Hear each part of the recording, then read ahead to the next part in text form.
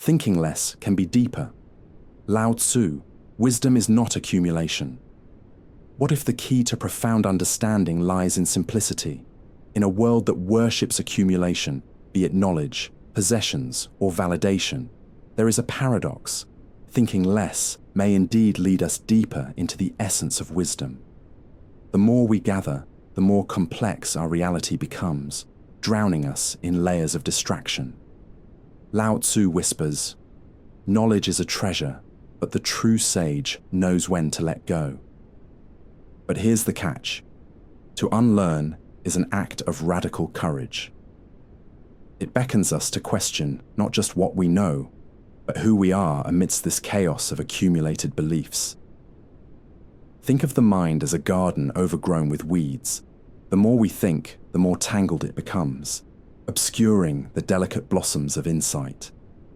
Might it be possible that peace resides more in what we choose to ignore? Witness the child at play, who knows not the weight of worldly expectations. In their laughter, they reveal a profound clarity. Their understanding arises not from elaboration, but from a pure engagement with the present moment. The child's world thrives on simplicity, on the unstructured joy of existence. What then, if we embraced a similar philosophy? What if learning became unlearning? What does it mean to live in an era obsessed with complexity? Maybe wisdom does not reside in the abundance of information, but rather in the clarity found in stillness, in the art of thinking less while living more. Cognitive scientists have unearthed a treasure of insight. Our brains function not only on analysis, but thrive in pauses, in gaps of silence. In surrendering to less, we create space for deeper revelations. And yet, speaking of deep waters, we must confront our discomfort with silence. The noise, the relentless noise. Our lives rush like rivers. We forget that sometimes the still pools offer clarity. Here lies the crux, the seed of tension. Wisdom isn't a destination, but a way of being, an acceptance of simplicity that demands we shed preconceived notions. So we return to the paradox. Can we navigate this world with fewer thoughts? Perhaps in the act of slowing down, through internal silence, we find the whispers of truth. Sit with this. Let the mind unravel, breathe, observe the space in between thoughts. And who knows what clarity might emerge from the quiet? Deep waters await. Everything takes the time it needs. Taoist philosophy. No river hurries. What if time itself is an illusion? In the rush of modernity, we grapple with the paradox that life is unfolding at its own rhythm, and yet, we persist in forcing urgency upon every circumstance. Taoist philosophy teaches us, no river hurries, a gentle reminder that existence flows, not races. Imagine watching a river. Its currents dance while the waters move with grace, never worrying if they arrive at the ocean on time. Time is not a tyrant, but a companion. It communes with the heartbeat of nature. Yet, we are often blinded by the misconception that speed equals success. What if we allowing, embraced patience, and surrendered to the unfolding? Our lives, like rivers, carve their paths slowly, sometimes imperceptibly.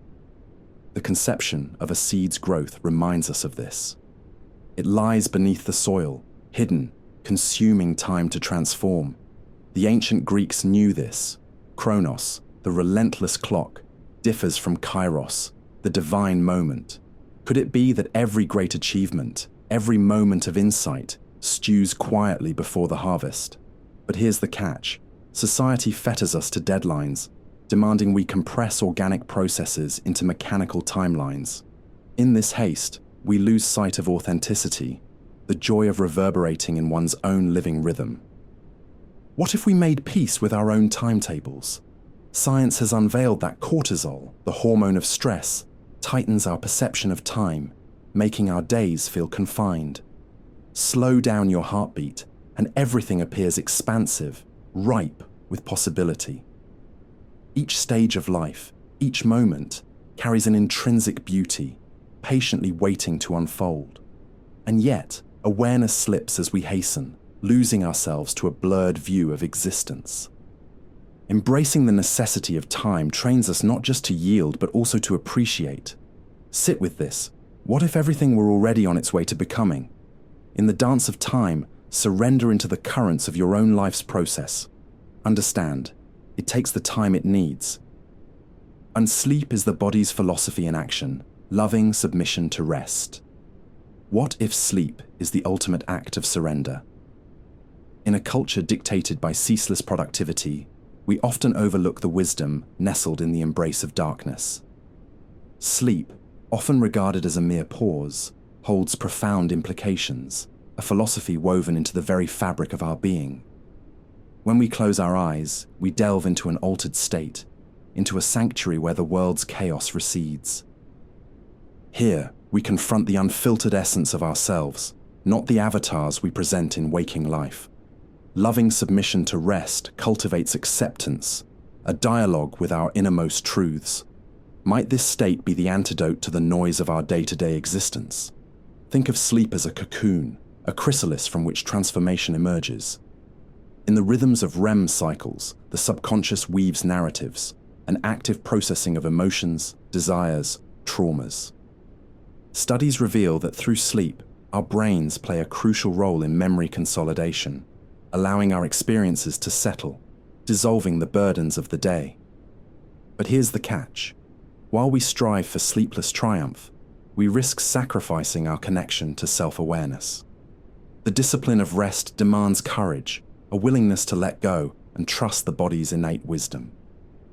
What if, instead of viewing sleep as a hindrance to productivity, we recognized it as an essential aspect of our existential journey?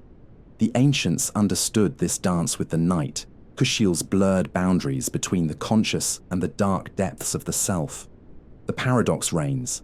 In surrendering to sleep, we rejuvenate the mind, reclaim our vitality the following day.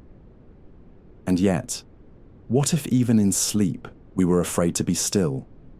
Perhaps therein lies our refusal to meet ourselves in vulnerability, resisting the quiet that speaks volumes. Sit with this thought. To pause is not to lose time, but a reclamation of humanity. For in sleep's sanctuary lies the promise of rebirth, a canvas upon which our next awakening emerges. Let the night envelop you, trust the embrace of rest, and only then may you awaken anew. The body knows before the mind, phenomenological philosophy. What if the body is a vessel of wisdom buried beneath layers of cerebral speculation? The existence of an embodied consciousness invites us to consider, do we really know ourselves, or do we merely think we do? Phenomenological philosophy suggests that within the body resides a primal understanding, an innate book of knowledge, predating our cerebral interpretations. Consider this.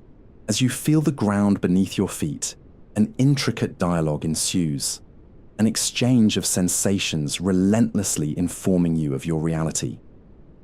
But how often do we listen? The body absorbs experiences, maps them, processes emotions in ways that our minds can scarcely comprehend. That flutter in your stomach, a racing heart, they're not mere reactions, but the body speaking, urging you to pay attention. But here's the catch. In a world fixated on mental analytics, we often neglect this vital symbiosis.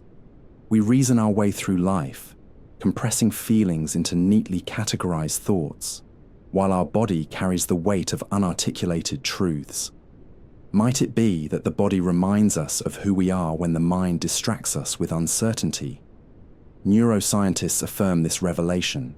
The vagus nerve, an intricate conduit, connects the brain and body, sending messages that we sometimes ignore. It intertwines our emotional and physiological responses, pointing to the undeniable truth that we can't separate the two. They are entwined in an eternal dance. And yet, within this profound connection may lie our disconnection. The paradox surfaces. To embody is to become less conceptual and more visceral. What if we learn to trust this knowledge?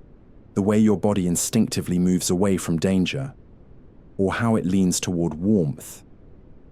Perhaps the true essence of understanding isn't grounded in theory, but in sensation. Returning to this understanding begs reflection. How often do we check in with our bodies? Sit with this notion. Maybe the body holds the key to profound insights we could never arrive at through thought alone. In this uncharted territory of awareness, rediscover the wisdom within. Embrace the knowing, for the body always remembers long before the mind can grasp. In the quiet, the self emerges. What if stillness isn't mere absence but a profound creation? In the quiet, the self emerges. We often whirl in chaos, believing voice must drown sound, yet within the tranquil embrace lies the seed of clarity. Noise is an illusion, silence, the true canvas. The paradox deepens. In restraint, do we find ourselves, or do we lose the masquerade? Existence often shouts and clamors for attention, but how often do we dare to listen?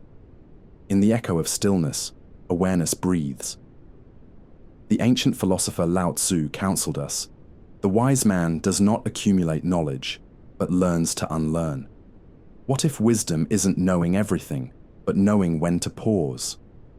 This rests heavily, a stone in the step of our existence.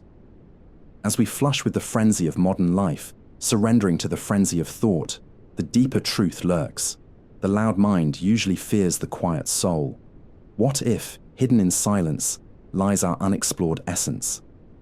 As we disentangle ourselves from strident thoughts, we gravitate towards a realm where the self unfurls its wings. In the absence of noise, we confront our shadow, both intimidating and protective, and yet, what emerges can be startling. Can the comfortable discomfort of introspection lead us to a better version of ourselves? Or does it invite a deeper conflict? The philosopher Martin Heidegger once suggested that existence doesn't simply happen. It's an unfolding mystery. Maybe then, in subdued moments, we touch fragments of our identity. It is here we realize the soul does not require validation. It exists merely by being. But here's the catch. This exploration demands bravery, asking us to sit quietly amid the chaos of our thoughts, resisting the urge to fill the silence. Do we dare embrace this silence? In its quietude, revelations arise, a subtle prick of awareness that communicates volumes. If we listen closely, memories, fears, and dreams swirl in the stillness, offering insights both startling and liberating. This embrace of silence transforms into an act of courage. Maybe we possess the power to listen. And what, then, do we find when the self emerges? In stillness, the fragments of the soul kindle warmth. They pull us toward authenticity. Every breath taken in quiet recalibrates the compass of our existence. Perhaps stillness serves as a mirror reflecting the truth. Fading fears, blooming joys, cherished anecdotes hidden beneath layers of daily chaos. Wherever our journey leads, consider this. The quiet is not just absence, it is full of potential. Sit with this. What will you discover in your silence? You are a statistical miracle. You are an impossibility lounging in the expanse of ordinary moments. A statistical miracle. Why do you exist at all? The numbers are startling. 1 in 400 trillion, they say. Yet here you are, immersed in the dance of life, basking in the autographs of existence. But what does it mean to inhabit such a rare space? Do we flounder among vast odds or unfold amid wild probability? The weight of existence shimmers. Acknowledging it invokes paradox. To simply exist is to defy the odds. To grapple with existence is to brush against the abyss. And still, why do we seek justification where none is necessary? Philosopher Albert Camus teased apart the essence of being. In his lighter musings, he nudged humanity to accept its absurdity. Not for understanding, but for embracing life feebly clutched by circumstance. What if the assertion that we need justification both invalidates our journey and shackles our joy? In denying the sheer improbability of our being, we could stifle the brilliance embedded in ignorance. Yet, consider the burden that lingers, the ghost of expectation. How often do we pursue meaning wrapped in social constructs? The treadmill of goals possesses a gravity that can obscure the miracle of the moment. Each heartbeat throbs with a message: your existence is enough, even in its unpredictability. Maybe we must cease seeking pearls of validation through accomplishment. Imagine redirecting focus from achievement to the preciousness of simply being. What if we gathered the threads of life, scattered with chaos and stillness, and wove them into a tapestry of gratitude? The act of recognizing our improbable existence offers radical expansion. As you breathe in this stark reality, what paradox emerges? In championing existence, do we weave the fabric of fulfillment? Or do we diminish ourselves, losing sight of the miracle simply by taking breath? Whatever space you inhabit today, let its improbability cradle you. Let it wrap around your complexities and recognize existence needs no justification. Sit with this. What understanding does your miracle unveil? Existence needs no justification. Existence needs no justification. Have you pondered this? Life is not a ledger, balancing gains and losses, illuminated only by proving its worth. What if being is the ultimate gift, unwrapped, raw, and undeserved? Yet we wrestle with the impulse to validate our presence, tethered to the unrelenting gravity of expectation. We've built monuments to justification. Towering achievements loom large, like guardians over our existence, whispering, "Prove your worth." Yet, amid this cacophony, do we hear the silence of inherent value? Perhaps like the buoyancy of a leaf afloat on a rippling stream, we exist not for accolades, but for the simple act of breathing. Philosopher Albert Camus championed this audacious acceptance. To exist is a rebellion against the void. It demands no input, no accolades. If existence is indeed an absurd jest, then perhaps joy flickers here, in the play of creation beyond understanding. We are shooting stars, glittering briefly through the vast void, yet luminously alive in our defiance. And still, what tumbles in the shadows of this acceptance? The anxiety of purpose, the hunger for vindication, might entice our spirit into the dance of denial.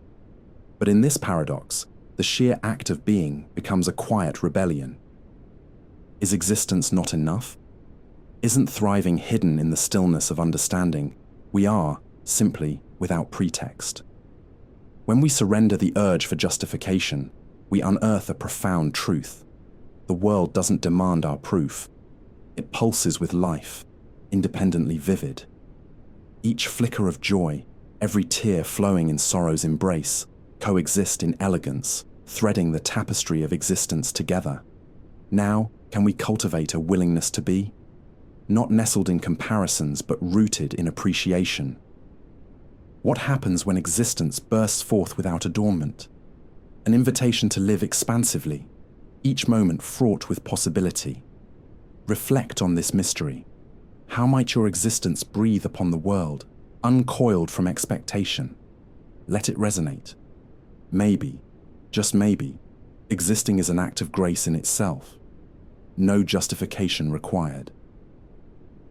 Everything born carries an implicit yes. Everything born carries an implicit yes. A paradox stitched into the fabric of existence. In the breath of life, we utter an affirmation, a defiance against nothingness. Imagine this. Existence rebels against the void. Each pulse resonates with the declaration, "I am." Yet, with this affirmation comes complexity. To affirm life is to embrace its chaos, its wonder and peril. The philosopher Nietzsche pondered the eternal return, suggesting that we live as though we would relive every moment again, eternally. Does this echo within? To embrace the beauty of life is to surrender to the torment of its unpredictability. What then? Do we shy away from the beautiful chaos, or plunge deeper into its captivating embrace. Consider this. In our pursuit of control, we often cage our yes beneath doubts and fears. We build walls, shielding ourselves from vulnerability and wonder. But what if we let the walls tumble? What emerges when we greet each dawn with an implicit yes, embracing uncertainty, like a wildflower pushing through cracks in pavement? Each yes births potential, rippling through our reality. The mind dances with fear, desiring safety at the cost of experience. Yet, is not the essence of existence wrapped in this bold expression of choice? With each step, we invite growth, fragile, stunning, and messy. Even failure whispers a yes. I lived. What if, in recognizing every moment born of uncertainty, we redefine victory? Breathing yes amidst the storms, a shimmering light cast upon existence's play. Nietzsche's philosophical dance beckons. The eternal return isn't a curse. It's an invitation to courage, an opportunity to engage with the capriciousness of life. As you ponder, resist the urge to appease the voice that insists upon logic. Instead, immerse yourself in the texture of your existence. What if every heartbeat resounded with a yes to the wildness of life? Where do you feel this pulse? Witness how it resonates through the gut and heart, connecting to something sublime. So, may we tread intentionally. Carry with us the embers of this implicit yes. Consider how deeply we can affirm our being, not just in language but in action, in love, in spontaneity. Sit with this feeling. What unfolds when everything born becomes the chorus of life's affirmation? What new paths will open in the light of this resounding yes? Gratitude is a form of knowledge. Gratitude is an underrated power, a weapon not in the hands of force, but in the heart's quiet recognition. It flips perception. This feeling transforms mere facts into profound truths. Perhaps, in acknowledging what we have, we begin to grasp what it means to be. When was the last time you truly felt it? But here's the catch. Gratitude isn't about counting blessings. It's an act of knowledge, a bridge between the self and existence itself. It invites reflection on the fleetingness of life.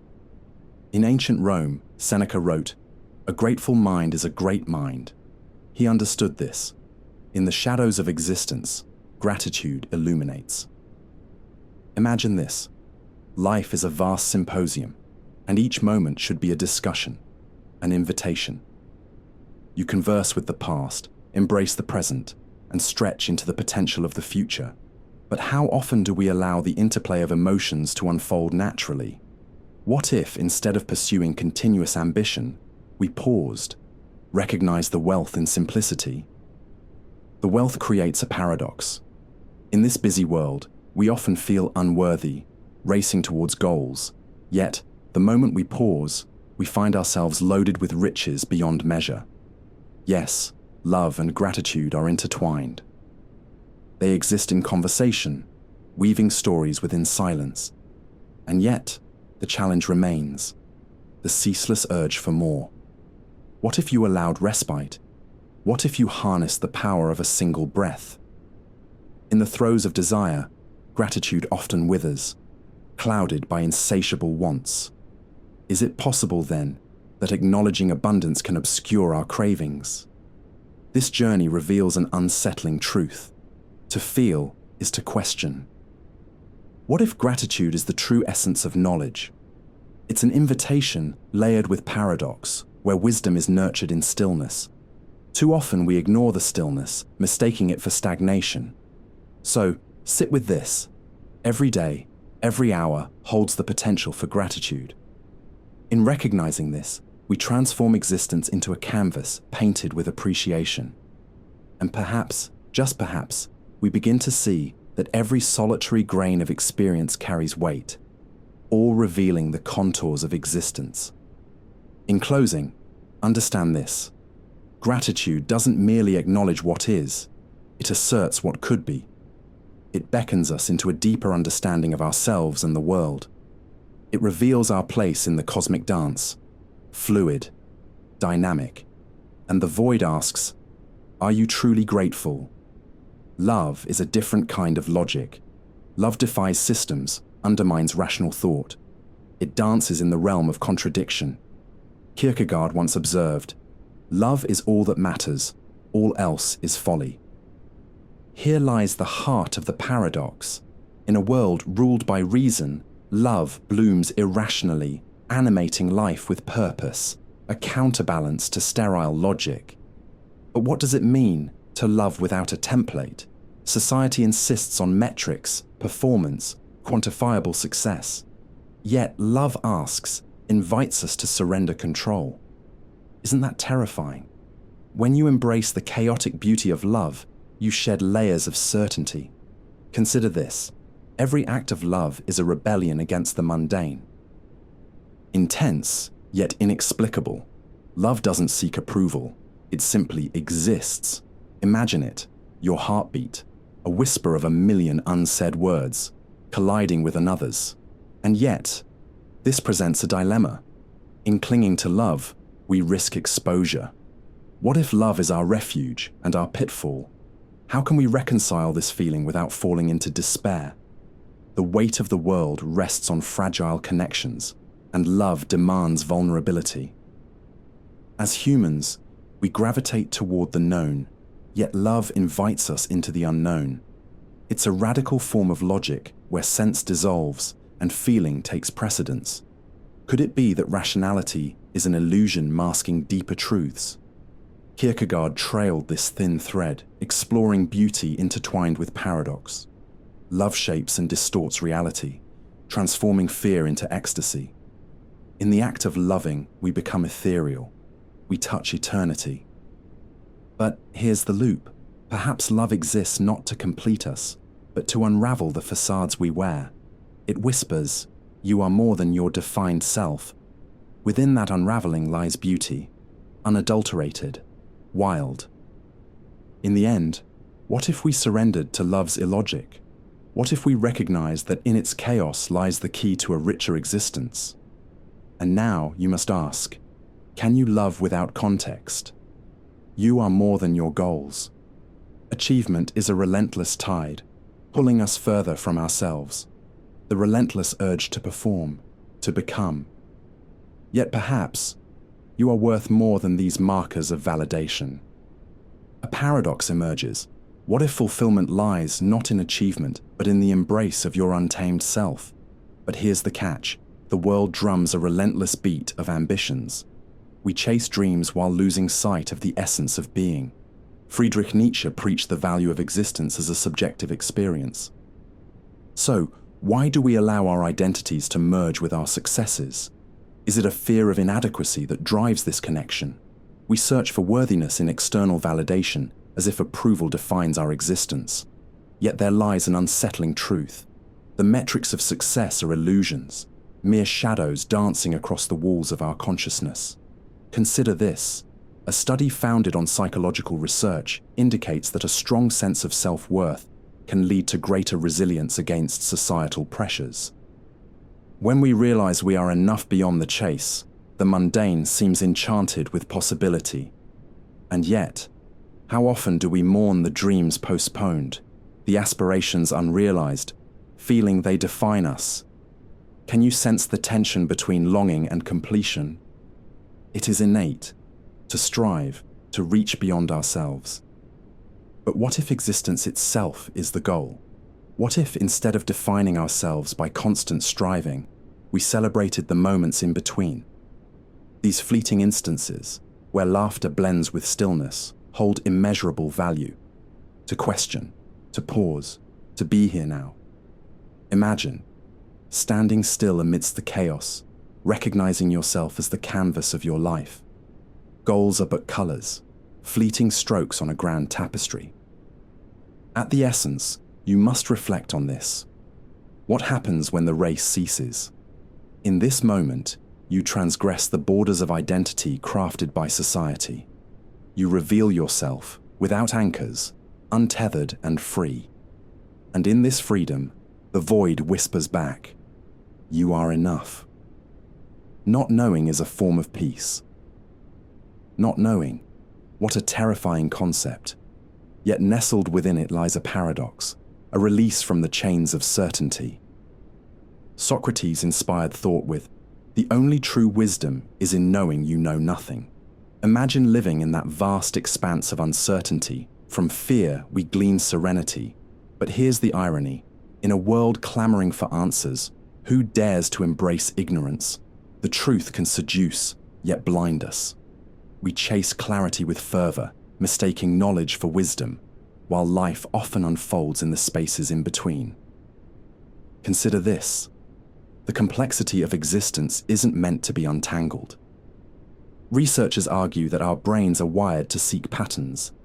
Yet, not every thread forms a coherent narrative. What if we allowed uncertainty to coexist with our restless minds? In this surrender, we discover the tranquility found in ambiguity. Imagine pausing, inhaling the essence of simply being. What if the nuance of not knowing could soften rigid definitions? And yet, we cling to the anxious desire for control. What happens when we confront the unanswerable? In that moment of vulnerability, do we truly learn? Can we step from the shadows of fear into the delicate arms of acceptance? As the layers of knowing peel away, awareness emerges, a soft illumination. To not know frees you from the burden of expectation. In this cocoon of stillness, a gentler narrative prevails.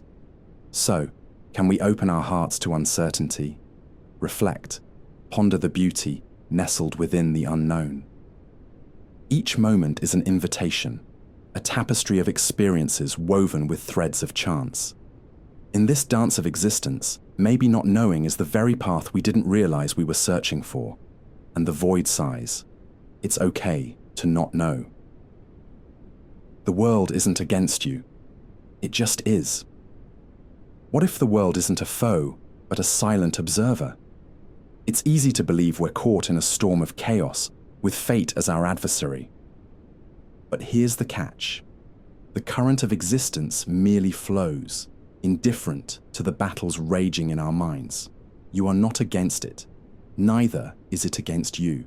This sentiment echoes through the teachings of Stoicism, inviting us to step back and recognize the true nature of our experience. Imagine a river, relentless and unyielding, yet always present. A mind trapped in turmoil separates itself from this flow, constructing walls of suffering. Do we not create our own barriers while ignoring the profound acceptance of the moment? In the midst of movement and chaos, keep stillness inside of you. This quote from Deepak Chopra encapsulates the peace derived from accepting what is, rather than wrestling against it. How often do we cling to the illusion of control, believing we can steer life's currents? Perhaps it's time to reconsider. The rush we feel often masks a deeper truth. What if the act of surrender is actually our liberation? Consider the trees, swaying without resistance, rooted yet unfettered. They embody a breathtaking acknowledgement of existence. Anger toward life only fuels the fire of discontent. But acceptance wraps us in warmth, a soft embrace inviting us to breathe. You are a participant in a cosmic dance, not a victim of fate. Embrace the raw beauty of the world as it unfolds. It carries secrets waiting to be uncovered. What if? We dare to ask. What if we let go of needing answers and simply existed alongside the uncertainty? In this fragile dance, power lies in observation. We possess the agency to respond rather than react, transforming moments of tension into opportunities for insight, collective joy, or shared sorrow. The world is merely a mirror. The conflict is nurtured internally. So sit with this. The world does not conspire against you. It moves in harmonious indifference. Maybe the real enemy is the story we tell ourselves, the narratives that tighten their grip and drown out our awareness. And the void stares back. Speed isn't the same as living. What if speed is simply an illusion? Society glorifies speed, equating it with success and progress. We race through life, Yet are we truly living? Here lies the paradox. In our haste, we may lose our essence. Imagine a cheetah sprinting at optical speeds.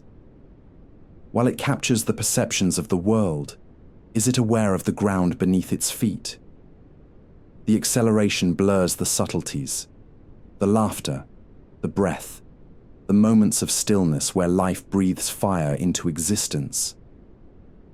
A rush dims our senses, distorting the vivid tapestry of our experiences. Haste makes waste. This adage offers insight, but its essence transcends the material.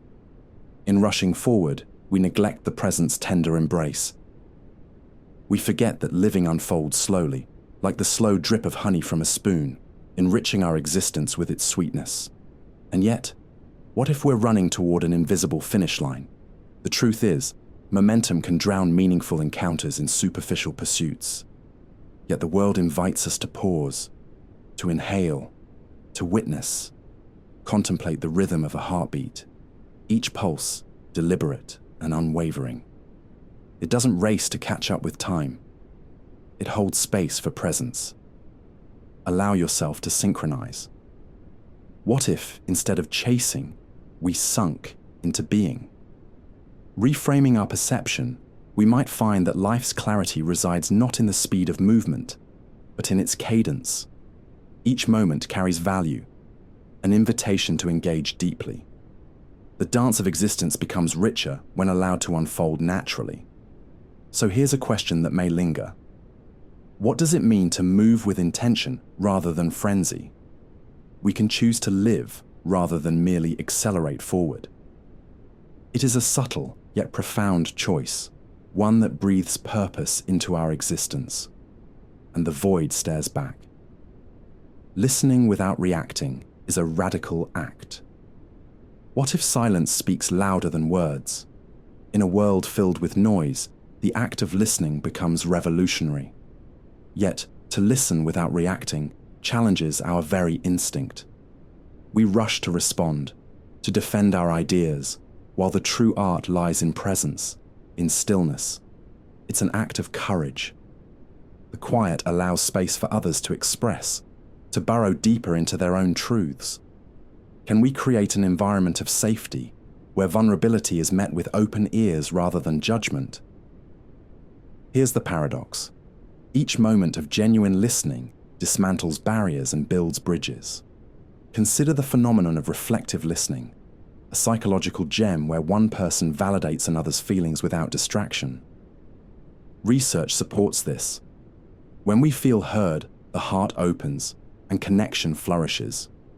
Connection, after all, is the antidote to isolation, and kindness flourishes in the soil of understanding. What if, nestled within silence, we discover insights not just about others, but ourselves? Beneath the layers of external chatter lies the core essence of being. In the stillness, the self emerges. It is here where transformation begins, and we turn our gaze inward. The world outside may swirl in chaos, yet we can cultivate inner calmness. Listening connects us. What if it's the quietest radicalism we can embody?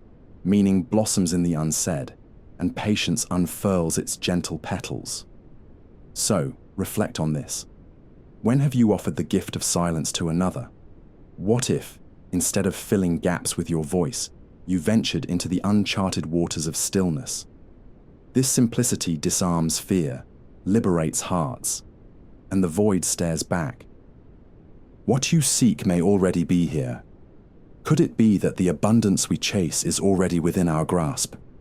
This conception encapsulates the essence of the middle path in Buddhism. We are taught to reach for more, to crave what lies just beyond the horizon, yet the profound truth stands still. The vibrancy of life often pulses right beneath our fingertips. Consider the treasure in recognizing the importance of presence. Would it astonish you to learn that the act of mindfulness can enrich the human experience? Scientific studies reveal its power, proving that simply being aware can mitigate stress, enhance creativity, and foster joy. But here's the catch. We overlook what's here. Regrets of the past and worries of the future cloud our perceptions. We exist in a state of disease, yearning for what we think is missing.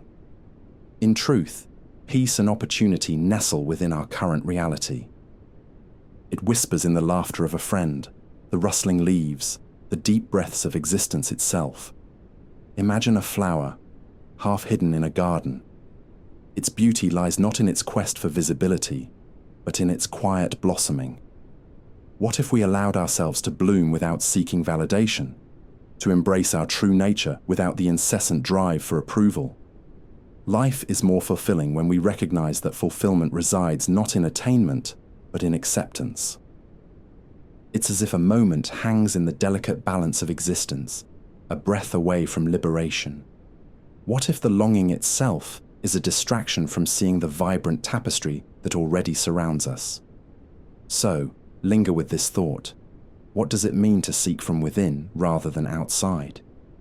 You might discover that the treasure you seek resides in the stillness of the heart, where the whisper of truth resides, and the void stares back.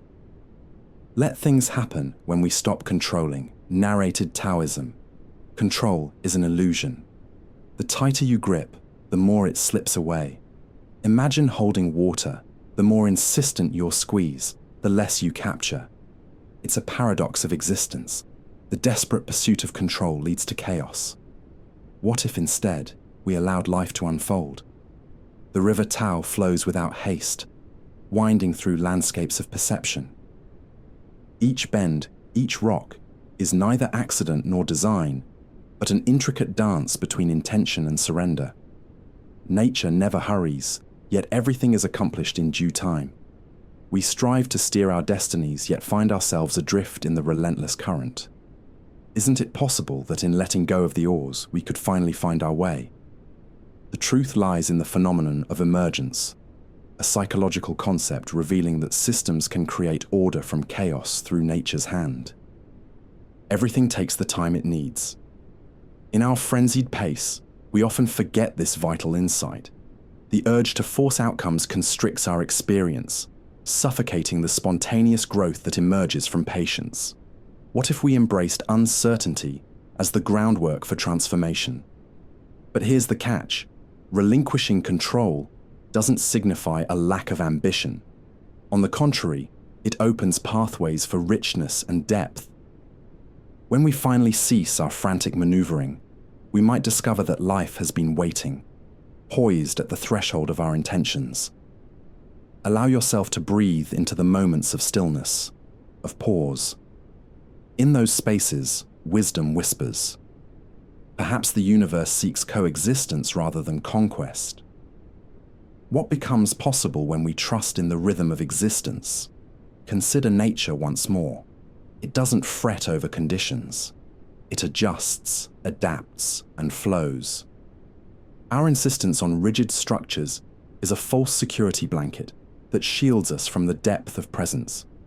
Yet, perhaps in that relinquishment lies the opening to a more vibrant existence.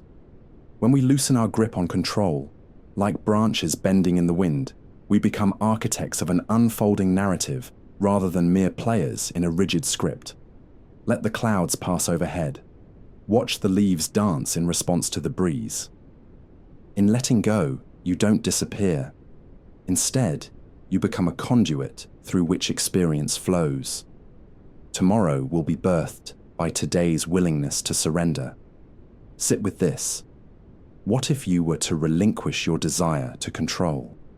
In the act of yielding, you plant a seed of abundance where there once was drought.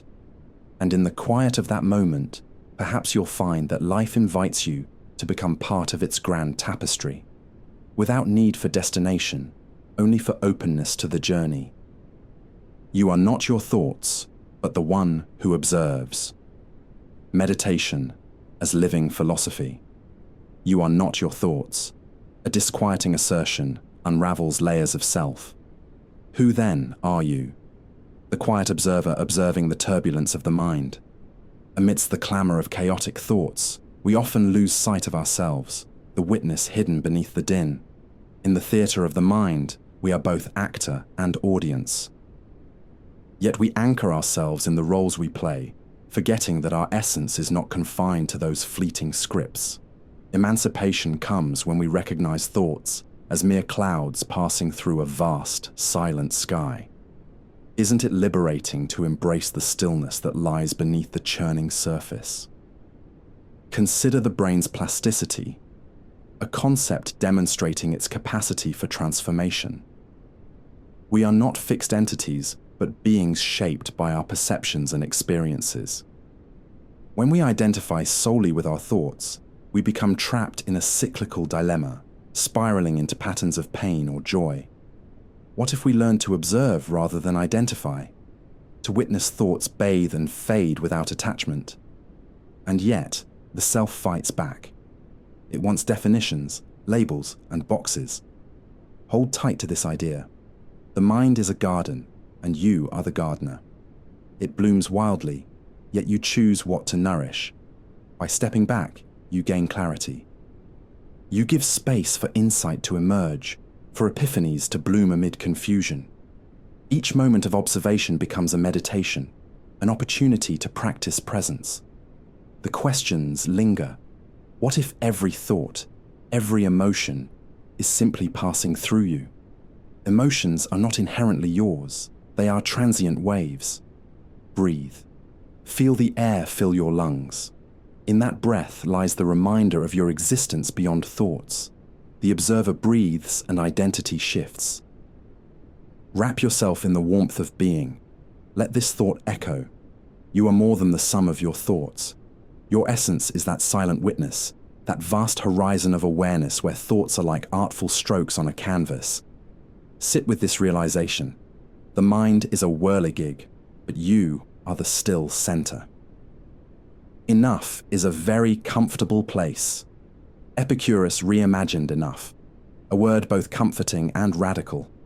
Our culture seduces us into the endless chase for more, igniting an insatiable hunger.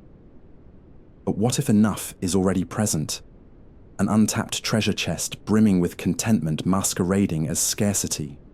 We're driven by desires like moths to a flame, illuminating how discontent fuels ambition. Yet Epicurus, a philosopher of delight, whispered timeless truths about the nature of happiness. He invited us to savor the richness of simplicity, to engage deeply with life's pleasures. Isn't it interesting that in our complexity, we often overlook the joy nestled in the ordinary?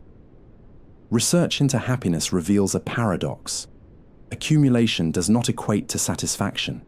In fact, studies indicate that once basic needs are met, the returns diminish. So why chase the unattainable when the essence of fulfillment resides in an appreciative glance at the clouds? Simplicity becomes a sanctuary, a reminder that enough is intrinsic, waiting for recognition. But here's the catch. Comfort in enough invites stillness, and stillness reveals the quiet complexities of satisfaction. When we pause and reflect, the spectre of wanting dissipates. We breathe, observing the world instead of incessantly grappling for it. What happens when you embrace the space of enough? You create room within for the richness of experience. There lies the profound realization that happiness isn't a destination, but a reflective journey deep within. Yet the world breathes anxiety into desires. So, we cling. Recollect the notion. Contentment flourishes in gratitude, an emotional balm against an ever-hungry spirit. Each moment of appreciation becomes an invitation to dwell in enough, to indulge in the simple pleasures of existence. Sit with this. The ephemerality of life is itself a captivating paradox. What if you invited enough into your narrative? In that pause, in each moment of savoring, gratitude unfolds as a revolutionary act of recognition. You become a lighthouse in a relentless sea of desires. And so, embrace enough. Lean into its warmth. In that comfort, your essence flourishes, reminding you that existence itself is an invitation to revel in the ordinary, to find richness in the very act of being. Letting go isn't losing, it's making space. Contemporary, Zen, letting go. A flickering paradox, wrapped in uncertainty.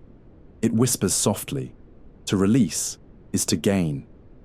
Yet our innate instinct clings tightly, convinced that possession equates to security. But consider this. Isn't it in the very act of relinquishing that we discover freedom? The paradox of attachment brews within us. We stack dreams, desires, and identities like bricks in a wall. But what if that wall confines rather than protects? The tensions arise when we mistake security for possession, and in our grip, we falter. What if letting go opens a door to vastness that was previously concealed? Psychoanalysts speak of attachment theory, highlighting how our connections shape us. In times of distress, it becomes crucial to release our grasp, to untangle ourselves from what binds. The moment we surrender, we create space. Space for new experiences, new growth. Yet the voice within whispers fear. What if I lose myself? Here's the catch. Possibility only thrives in spaciousness. When we allow life to flow through us, we transform potentiality into reality. The act of letting go becomes an emotional springboard, launching us into realms yet unimagined. Picture a tree shedding its leaves in autumn. The fall isn't a loss, it's a preparing for new birth. Each leaf that flutters to the ground nourishes the soil, nurturing transformation. Embrace this. Letting go establishes fertility within your essence, watering the seeds of your authentic self to blossom anew. In surrender, beauty emerges. When we release outdated narratives, we create a canvas, unblemished and waiting for the stroke of vibrant colors. The stories once held dear fade into the background, allowing the present moment to breathe. So ask yourself, what if relinquishing isn't losing, but the act of creation? What if your biggest fears were merely illusions guarding the treasures of expansion? Sit with this truth. Letting go is not an end. It is an invitation, a beckoning to move, to breathe and trust in life's ebb and flow. In that act, discover the resonant peace that resides within, recognizing the simple wisdom. To let go is to make space for the beautiful unknown yet to unfold. Every sunset is a disguised new beginning. Every sunset is a disguised new beginning. How can this be? As the day collapses, shadows extend. Whispered promises of rebirth dance upon the horizon. The moment reveals an unsettling truth. Endings are mere illusions in the tapestry of existence, woven with the threads of continuity. What if, in the twilight, we grasp the unseen hand of renewal? The duality of existence, light and dark. A celestial paradox. Each cycle hints at metamorphosis. We cling to the final rays, yet the dimming sky births dawn. Nature whispers a philosophical gist. In closure lies the seed of rebirth, a scientific marvel, the invariance of energy, echoed by the laws of thermodynamics. Energy cannot die, it merely transforms. Is it possible that within our fleeting moments lie infinite opportunities? But here's the catch. The comfort in endings blinds us. We fear the dusk, a soft descent into uncertainty. The world wraps around us, tucking grievances under night's cloak. Yet, in acceptance, liberation waits. The darkness isn't a void, it harbors stars. Every starlit fragment, a reminder, you are part of an eternal cosmic dance. Reflective question, when did you last embrace the dusk and welcome its promise? Return to the scene. The sun bows gracefully, casting hues of orange and purple. Every sunset serves as a reminder. Loss is never absolute. It transforms. Every falling day insists that birth follows decay. There lies freedom in recognizing that discomfort isn't the enemy to conquer, but a canvas upon which beauty paints its story. It asks, what can you create amidst the fragments of twilight? So sit with this. Watch the sun dissolve, and the day breath its last. Contemplate the promise within that fleeting moment. Each sunset transforms into the outset of possibilities, a quietude nestled between yesterday and tomorrow. And perhaps it is here, in this moment of transition, where love whispers its softest truths. Can you feel it? In the folds of night, beneath the hidden layers, every sunset becomes a gateway, an invitation, and the void stares back. Kindness is revolutionary in stillness. Kindness is revolutionary in stillness. How can a whisper hold revolution? In a world spinning ever faster, action stirs the pot. But silence, silent kindness, emerges as a profound act. Isn't it curious? The quiet, compassionate heart pulsating gently, yet its impact resonates into eternity. What lies beneath our desire to rush? Are we not all longing for that truth, peace nested within stillness? The irony of busy souls, we seek connection, yet our haste builds walls. In Stoic philosophy, the wise advocate for presence, a deliberate pause before response. What if this Socratic embrace of stillness is where empathy breaks the chains of reaction? Research shows that even small acts of kindness can trigger dopamine release, fostering connection. Couldn't we all explore the power held in gentle pauses? And yet, in moments of stillness, the cacophony of inner turmoil rises. In silence, our shadows surface. It isn't about burying emotions, but rather embracing them with kindness. As we confront ourselves, we learn. Our pains mirror the pains of others. So, what then? Perhaps kindness flourishes in vulnerability, a precise act of rebellion against societal disconnection. Consider the still moments. When did you last offer a compassionate smile to a stranger? A simple gesture, yet revolutionary. Kindness transmutes barriers into bridges, a gentle invitation for vulnerability, an acknowledgement of shared humanity. As the hustle subsides, we find space for authentic connection. But here's the paradox. Kindness is easiest to extend when we embrace our shared wounds. In the echoes of suffering, we emerge together.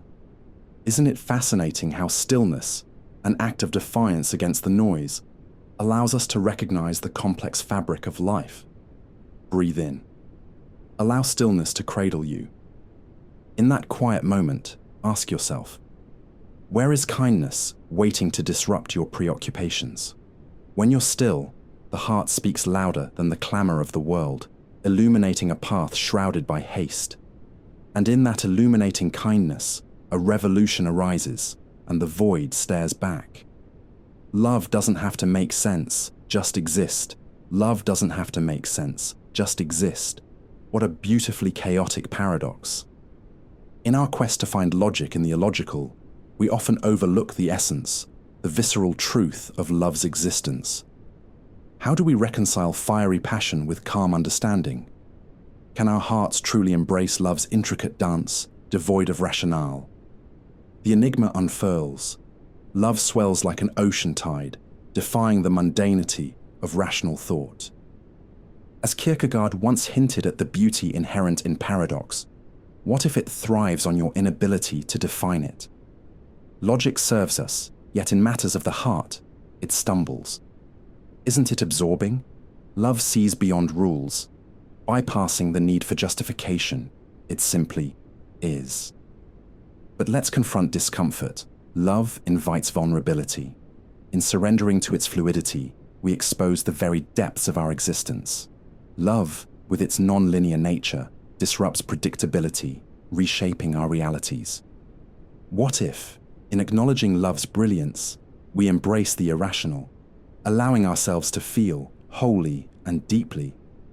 Love transforms each moment into a canvas, painted with strokes of uncertainty. With every heartbeat, the essence whispers, coherence doesn't matter. Emotion pulsates with truth. This spontaneous nature mirrors the works of great surrealists.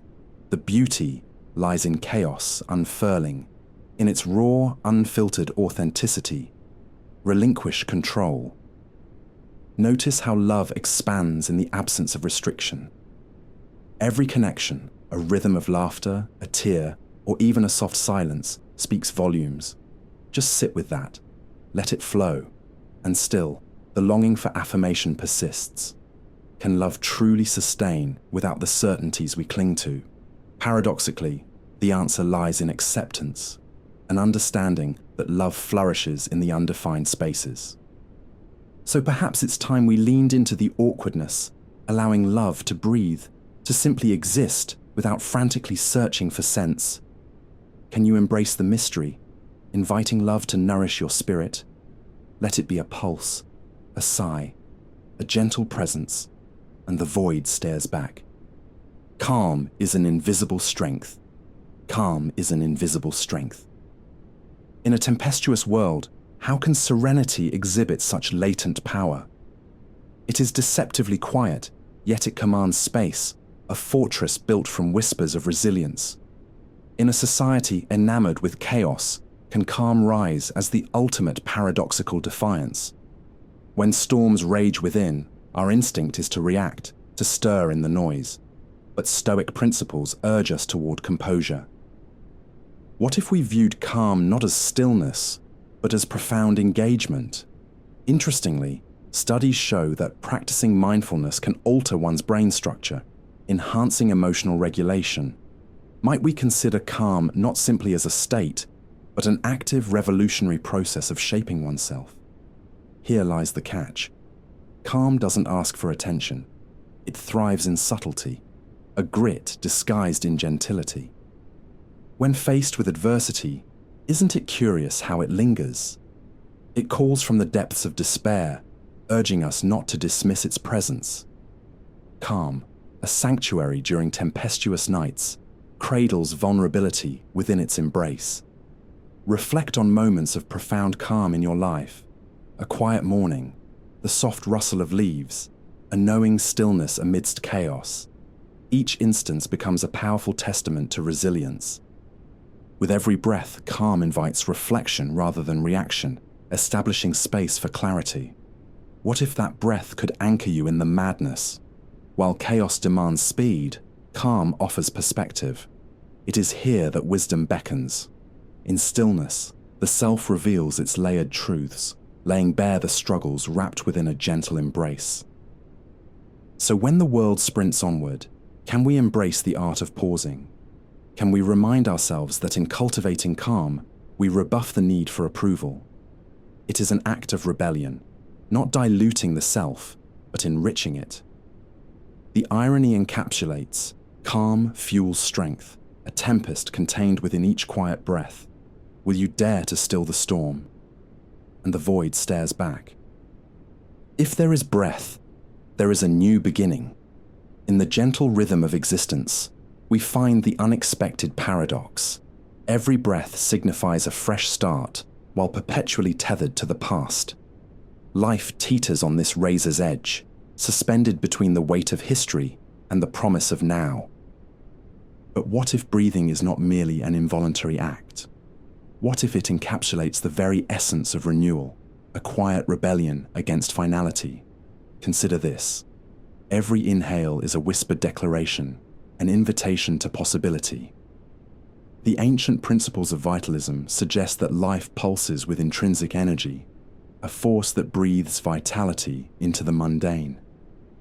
With each breath, we gather remnants of yesterday, exhale the stale stories we no longer need, and embrace the space for new narratives. Yet, this awareness unsettles. What if we have misaligned our understanding of progress? Imagine, for a moment, the act of breathing. The abdomen expands, the lungs fill with air, the simplicity obscured by the complexity of existence. We chase outcomes, forge identities, yet remain confined to the same cyclical patterns of thought. What if letting go of past identities, just like the air escaping our lungs, is the key to authentic renewal? Perhaps in surrendering to this moment, in recognizing our breath as a fragile ally, we trust that every exhale carries the weightlessness of release. In this shared experience lies a profound truth. All that is required for transformation is the courage to be present. The metaphysical paradox unfolds. By simply being, we breathe life into potential. It's already here, woven in the fabric of each fleeting moment. Why then do we seek outside of ourselves what lies within? An echo of the philosophy of existence emerges. Being is full, and yet there exists a constant desire to grasp more. We forget the splendid richness of our current state. Just as the poet Rainer Maria Rilke said, "And now we can see that we were not only here to be human, but to live." Sit with this profound realization. It may sound absurd, yet it may very well be that our path is not about achievement. Our being carries an implicit worth simply by virtue of existing. The loop winds back. To breathe is to begin anew. The body knows, the cosmos aligns, each breath reinstating purpose and fostering resilience. And when the inevitable weight of sadness creeps in, it reminds us, every breath, in all its nuances, deserves recognition. For within our shared breaths lies an undeniable truth. We are alive. And so, if there is breath, there is indeed a new beginning. Every feeling has the right to pass. An unsettling truth rests in the shadows of human consciousness. Emotions, those tempestuous tides, arrive uninvited, swell uncontrollably, then recede back into the abyss. In the chaos of modern existence, one wonders, why do we resist what is inherently transient? Every feeling carries wisdom, even those we dare to label as undesirable. But what would happen if we allowed them space to linger? This paradox of emotions challenges us to cling or to release. We are often taught that strength is the absence of emotion, toughness marked by a calloused heart. Yet, consider the fragile beauty in vulnerability. It is within the embrace of feeling that clarity dwells, how emotions are not enemies, but messengers whispering truths we may refuse to hear. Every sadness, every joy possesses the right to pass through us. To ignore them is an act of defiance against the cycle of existence. As the philosopher William James noted, the greatest weapon against stress is our ability to choose one thought over another. In choosing to honor our emotions, we reclaim power. What if we reframed our perspective? Instead of viewing feelings as burdens, could we see them as invitations to deeper understanding? Yet the body, in its rawness, knows. It stands in witness to our struggles. Anger, grief, elation, each emotion envelops us, wrapping us in shrouds of color and texture, the ambivalence of existence. What if we allowed every feeling to pass like a cloud drifting across the sky, shedding its form, yet leaving traces of its presence? We might learn that each emotion sheds light on our fractured selves. To accept them is to embrace our humanity, to encourage the flow of existence. Time carries all things, as if issuing a gentle reminder to allow emotions' duality, a paradox room to breathe in our lives. The heart softens.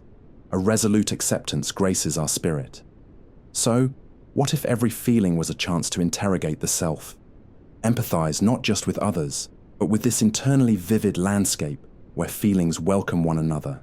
Here lies the groundwork for healing, a far cry from suppression, instead, a melody of acceptance. And when the last wave subsides, we will find remnants of this emotional journey woven within us. Each feeling never truly disappears. Rather, it transforms, leaving behind insights of what it means to exist. Maybe, it is in the embrace of transience that we glean authenticity. Being is enough to be worthy. Imagine, for a moment, the weight of existence tethered to a singular suffocating notion. Our worthiness hinges upon achievement. This belief, an internalized absurdity, shapes our thoughts, twisting the essence of being into a never-ending race. But there, amid the chaos of relentless pursuits, emerges a profound paradox. What if simply being, no more, no less, was enough? Shackled by conditioned notions, we often overlook the magnificent simplicity nestled within existence. How naive to think our worth can be quantified. The prominent philosopher Søren Kierkegaard once mused about the intrinsic value of the individual proclaiming that a person's worth lies not in actions, but in their capacity to reflect. What if, then, our very essence bears the dignity of existence, independent of accolades? In every moment of stillness, we wake to the truth. Our being is imbued with value. Yet society's clamour entrenches the ego in a never-ending spiral of uncertainty. What if we dared to question this cultivated identity? Beneath the urgency lies the treasure of patience, where every inhale grants us clarity, each exhale reinforces the legitimacy of our presence in the universe. In this dance of existence, we must confront an uncomfortable seed. Worthiness is not a destination. The ambient silence reveals this unsettling reality.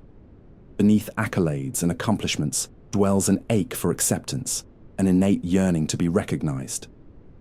Yet acceptance begins within the self, the recognition that we are unequivocally enough. Consider the existential inherent contradiction. By affirming our existence, we reclaim our power. Stripped of decorations, of societal expectations, we stand naked in our truth.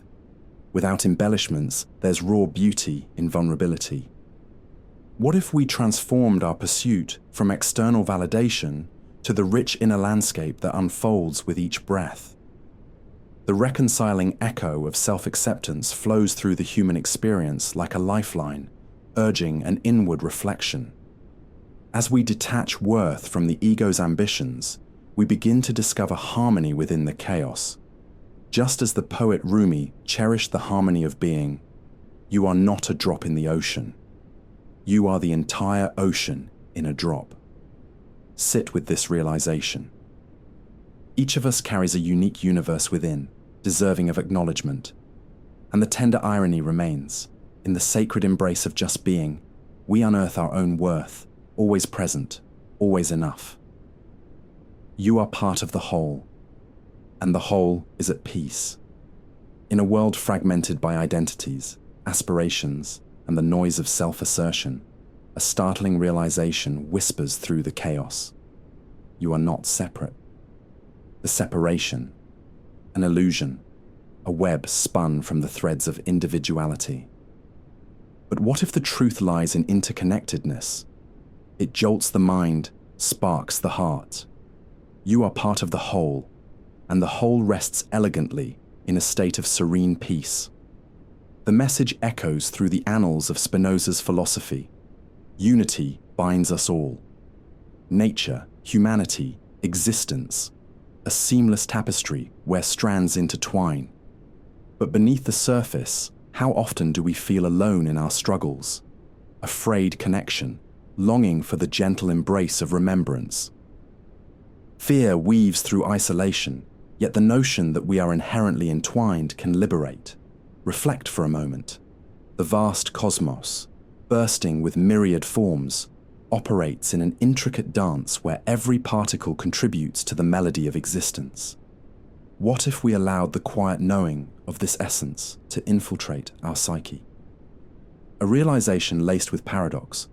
By surrendering to this collective energy, we forge deeper connections and cultivate compassion. In the quietude, it becomes apparent. Each action carries ripples, subtly altering the world. What we dismiss as inconsequential glimmers with weighty significance, a testament to our interdependence. The philosopher Martin Buber famously stated, "All real living is meeting." There lies a profound invitation in that interconnected space. But here's the catch. Recognizing our unity does not demand conformity. Rather, embracing our individualities within the web enhances the fabric of existence, infusing it with color, texture, and vibrancy. To find peace in the whole is to cherish the unique threads we weave together, a vibrant demonstration of self and other intertwined. So, when moments of doubt creep in, acknowledge your place in this intricate mosaic. Each heartbeat is a silent commitment to the whole. Feel the pulse of life guiding you back to tranquility, a reminder that you do not navigate existence alone. And as you embrace this truth, prepare for haunting realizations to surface. You are both a grain of sand on the shore and the endless ocean, and the whole remains at peace. The soul needs darkness to shine. It's a curious contradiction. The soul needs darkness to shine. Light is often revered, celebrated as truth. But what of the shadows? We shy away, yet they cradle our essence. In darkness we find depth, something more visceral than mere absence of light. What if our greatest discoveries lie within this void? Consider the silent expanse of night, an indifferent canvas. It conceals, yet it also reveals. The stars, suspended reminders of our place in an unfathomable cosmos, emerge only when darkness envelops us. Similarly, we cannot grasp the contours of our souls in perpetual brightness. Are we afraid of the unknown? Or have we forgotten how to embrace its quiet wisdom? The world's madness demands speed. In such haste, we bury our shadows. We miss their whispers. But darkness? It's where we confront the forgotten parts of our identity. A dangerous territory, yes, but also a sanctuary. Friedrich Nietzsche once remarked, "He who has a why to live can bear almost any how." Perhaps our why emerges in these moments of stillness, beneath the shroud of obscurity. Yet, what comfort is there in stillness? The inevitable question tears at the fabric of our minds. Are we not fractals of our experiences, vibrant yet incomplete? We drift through moments, fragments of who we were and who we aspire to be.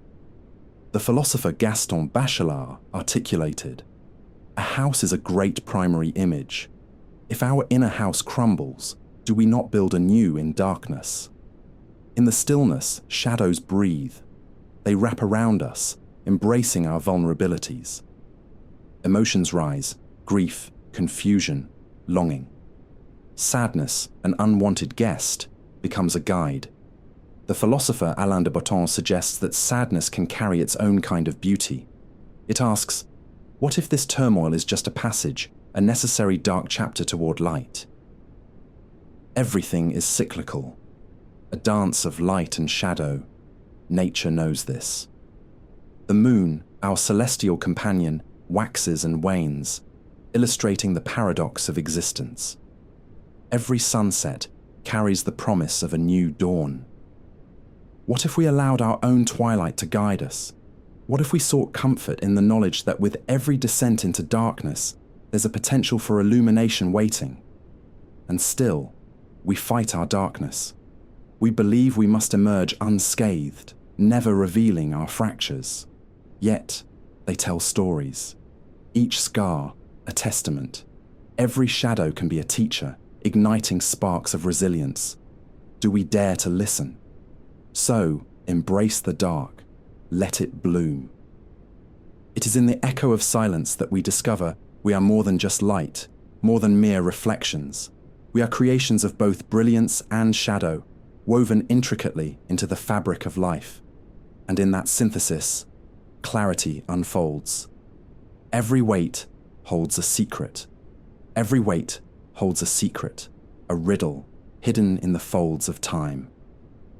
We treasure instant gratification, yet the heartbeats of yearning whisper of deeper wisdom.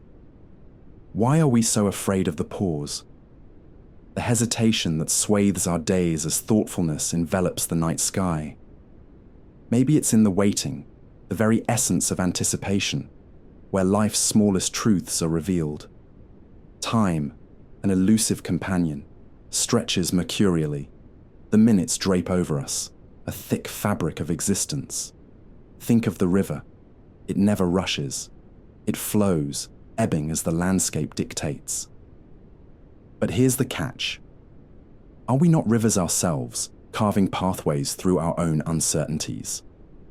Rainer Maria Rilke once posited that the only journey is the one within. But what happens during the interludes of our trek? Consider the archetype of the hero, poised at a crossroads. Each moment, a choice. Each pause, a breath before the plunge into chaos or clarity. Yet in this stillness, growth occurs, like seeds waiting in the earth, hidden yet teeming with potential. When we fill every moment with busyness, do we drown the whispers the universe is trying to share? Waiting feels heavy, laden with expectation. It creeps into our bones. Is something wrong? We ponder. Yet, what if each delay cradles a beginning? An invitation to explore not just the destination, but the essence of the journey. Time can be a mentor, a sage offering insight wrapped in the cloak of uncertainty. What secrets lie buried in those moments that stretch interminably? The secret is simple, yet profound. The act of waiting possesses its own rhythm. It teaches us patience, a virtue long forgotten in a frenzy of relentless urgency. We often overlook the beauty of the mundane, focusing instead on what we chase relentlessly. The philosopher Søren Kierkegaard recognized the weight of existence. Life can only be understood backwards, but it must be lived forwards. So how do we reconcile this paradox of impatience with the inevitable passage of time? Breathe in the moments. Notice the subtle shades as they unfold. Waiting is not an enemy. It is a silent companion. It plays the music while we dance, coaxing insights from the abyss. From time to time, amid the awkward pauses, the fidgeting impatience, it reminds us, life is not a sprint. It is a graceful waltz, a slow embrace. You have been many people and survived them all. You have been many people and survived them all, like a phoenix, shedding identities, morphing through the layers of your existence. Yet beneath this fluidity lies a haunting question. Who are we, if not the sum of these selves? Each fragment tells a story, an ode to resilience that reverberates within the chambers of our beings. Consider the strength of change. Life's relentless rhythm shapes us. We don masks for myriad occasions: parent, partner, friend, dreamer. But in every transformation lurks uncertainty.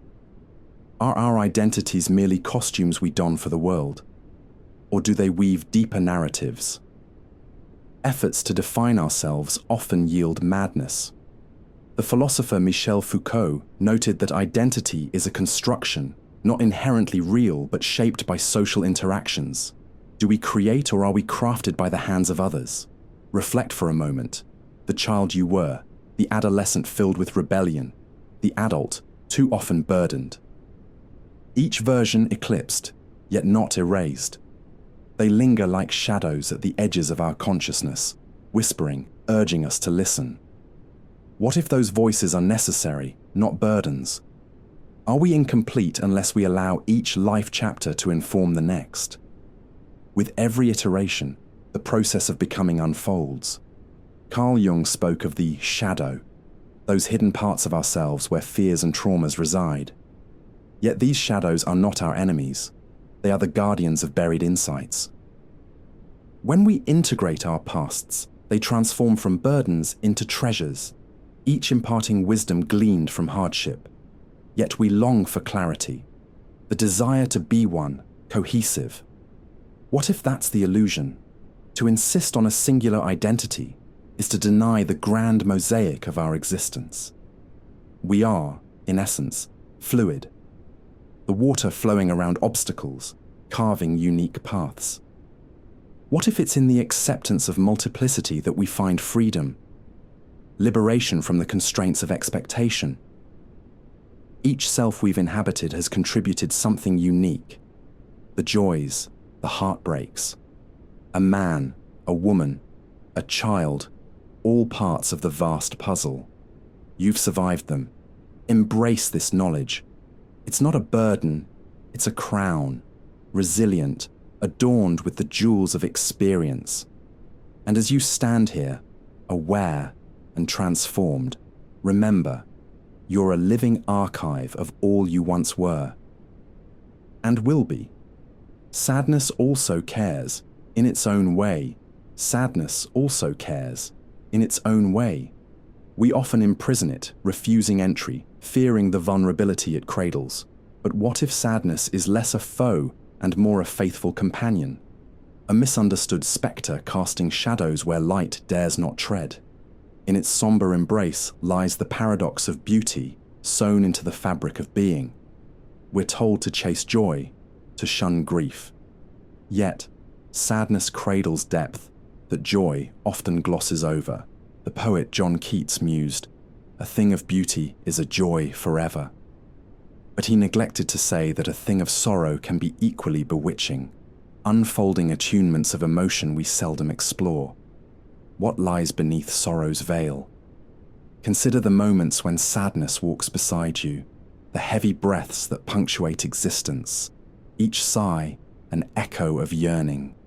In stillness it whispers truths about love, loss, the fragility of life. The philosopher Friedrich Nietzsche eloquently captured this notion. One must have chaos in oneself to give birth to a dancing star. From chaos emerges creativity, insights, an invitation to explore the shadows. Does sorrow thus feed the soul, carving space for reflection? As we navigate our fears, we remain haunted by the weight of expectations. To feel deeply is to be alive, to traverse the range of human emotion with unflinching courage. What if we allowed ourselves to dwell in the murky depths? To honor our emotions as they rise, recoil, and surge within us? Embracing sorrow, we may be gifted a deeper appreciation for joy. The alchemy of emotion reveals layers through which we cultivate empathy, vulnerability, understanding, qualities yearning for expression. Sadness grapples with isolation, yet strangely connects to the shared human experience. It becomes a bridge, fostering compassion for others. It teaches us to lean into the ache, to uncover stitches woven tightly between souls. Maybe letting sadness care for us is the ultimate act of rebellion against a world conditioned to flee from discomfort. In stillness, what if we sit with our sorrow until it speaks? What would it disclose? Ultimately, the journey of healing invites us to drink deeply from the well of our emotions. For in sadness, there exists a glimmer of connection, an invitation to all who know, to all who feel deeply. And in that acknowledgement lies liberation. Simplicity is a form of inner wealth. What if the most profound riches lie not in what you accumulate, but in what you let go? In a world chasing excess, this truth whispers quietly, often drowned out by the noise of desire. We persist in stacking layers upon layers, titles, possessions, accolades, yet the paradox remains: complexity breeds chaos, while simplicity births clarity. What if less is indeed more? Consider the intricate tapestry of a life filled with distractions, busy schedules, overflowing inboxes, and the constant chase of perfection. Yet, as the philosopher Epicurus once discerned, in the act of casting aside unnecessary burdens, we open space for genuine joys. Is this not a radical reconfiguration of success? To possess less yet feel more is to awaken to a new dimension of existence. Each discarded trinket of expectation invites profound stillness, an echo that resonates deeper than any ambition. The beauty of simplicity becomes not just a state of being, but a philosophy rooted in restraint, a form of inner wealth. It challenges us, daring us to ponder. What would it mean to choose presence over possessions? This journey inward reveals a striking cognitive jewel, the insight that cognitive load impacts our capacity for happiness. The more we accumulate, the heavier the weight on our consciousness, shifting our focus from what truly matters. An uncluttered mind keeps the soul agile, the heart open, and life vibrantly engaging. We begin to see that simplicity doesn't indicate a lack. Rather, it denotes an abundance within. But here's the catch. Moving towards simplicity feels perilously like surrender. Yet, what is lost in the superficial can only be gained in depth. Each relinquished item, each outdated thought frees us, expands our capacity for experiencing joy, connection, peace, It is as if shedding a skin we never needed, a transformation that invites warmth back into our lives. So, what if you allowed yourself to strip away one layer this very moment? A thought, a worry, a possession. What emerges? There lies the inquiry and the essence of simplicity. As the world insists on constant growth, endless accumulation, it breeds an inferno of insatiable desire. Choose the gentler path instead. Make every day a step toward a little less clutter, a little more clarity. Embrace the paradox. In the absence of excess, you find your richest self. What do you discover within the silence left behind? And it beckons. Simplicity invites us to gaze within its depths, challenging our very definitions of success and satisfaction. You are already everything you need to be today. Imagine existing just as you are, without the weight of future aspirations, unattained goals, or external validations. The mantra resonates: you are already enough. Yet, the world relentlessly preaches otherwise. Future glories often dangle just beyond your grasp, commandeering your thoughts and dampening your present joy. What if today you allowed yourself to fully be? This moment acts as a portal where past and future dissolve, leaving only the essence of who you truly are. Each heartbeat, each breath tells you, you need not become something more. The paradox lies within us. The recognition that relentless striving often masks self-acceptance. We chase an ideal self, a mirage, while just beneath the surface lies the entirety of our existence, magnificent and flawed. This point dances joyfully around a cognitive truth, the concept of the imposter syndrome. Here, brilliance blooms amid insecurity, as if our worth relies solely on milestones achieved. But what if instead we embraced a counter-narrative? You are precious in your current form. Each flaw and triumph entwined, it becomes your unique tapestry. With every glance in the mirror, acknowledge the beauty woven through your imperfections. There lies the essence of you. Still, it feels unsettling. To release the ethereal cloak of comparison and declare readiness in this very moment, I am complete, demands courage. It is a leap from a perpetual race to a profound stillness. What if this very stillness is the birthplace of self-understanding, the wellspring of wisdom? And yet, the world spins. External voices, expectations, and future-focused aspirations scream louder each day. Still, consider that what we often perceive as lack is merely a society-rooted illusion, born of relentless desire and unattainable standards. Instead, the secret is to gently unfurl this dichotomy, to practice self-acceptance. So, ground yourself in the here and now. Breathe deep. Feel the richness of being present. Ask, what if I am enough today? What emerges if I embrace me fully? Stripped of expectation, the self shines iridescently. In your essence, you are already curated, complex, beautiful, worthy. Now, the challenge unfolds. Remain nestled in this moment. Nothingness also has texture. What if the absence of all things offers depth previously unimagined? Beneath the need for certainty and completion lies an unbounded expanse, nothingness. It isn't an ending, but rather a canvas where possibilities flourish. In silence, we often discover the richest textures of existence. Does the void compress your soul or expand its horizons? This curious paradox invites inquiry. What can we form from emptiness?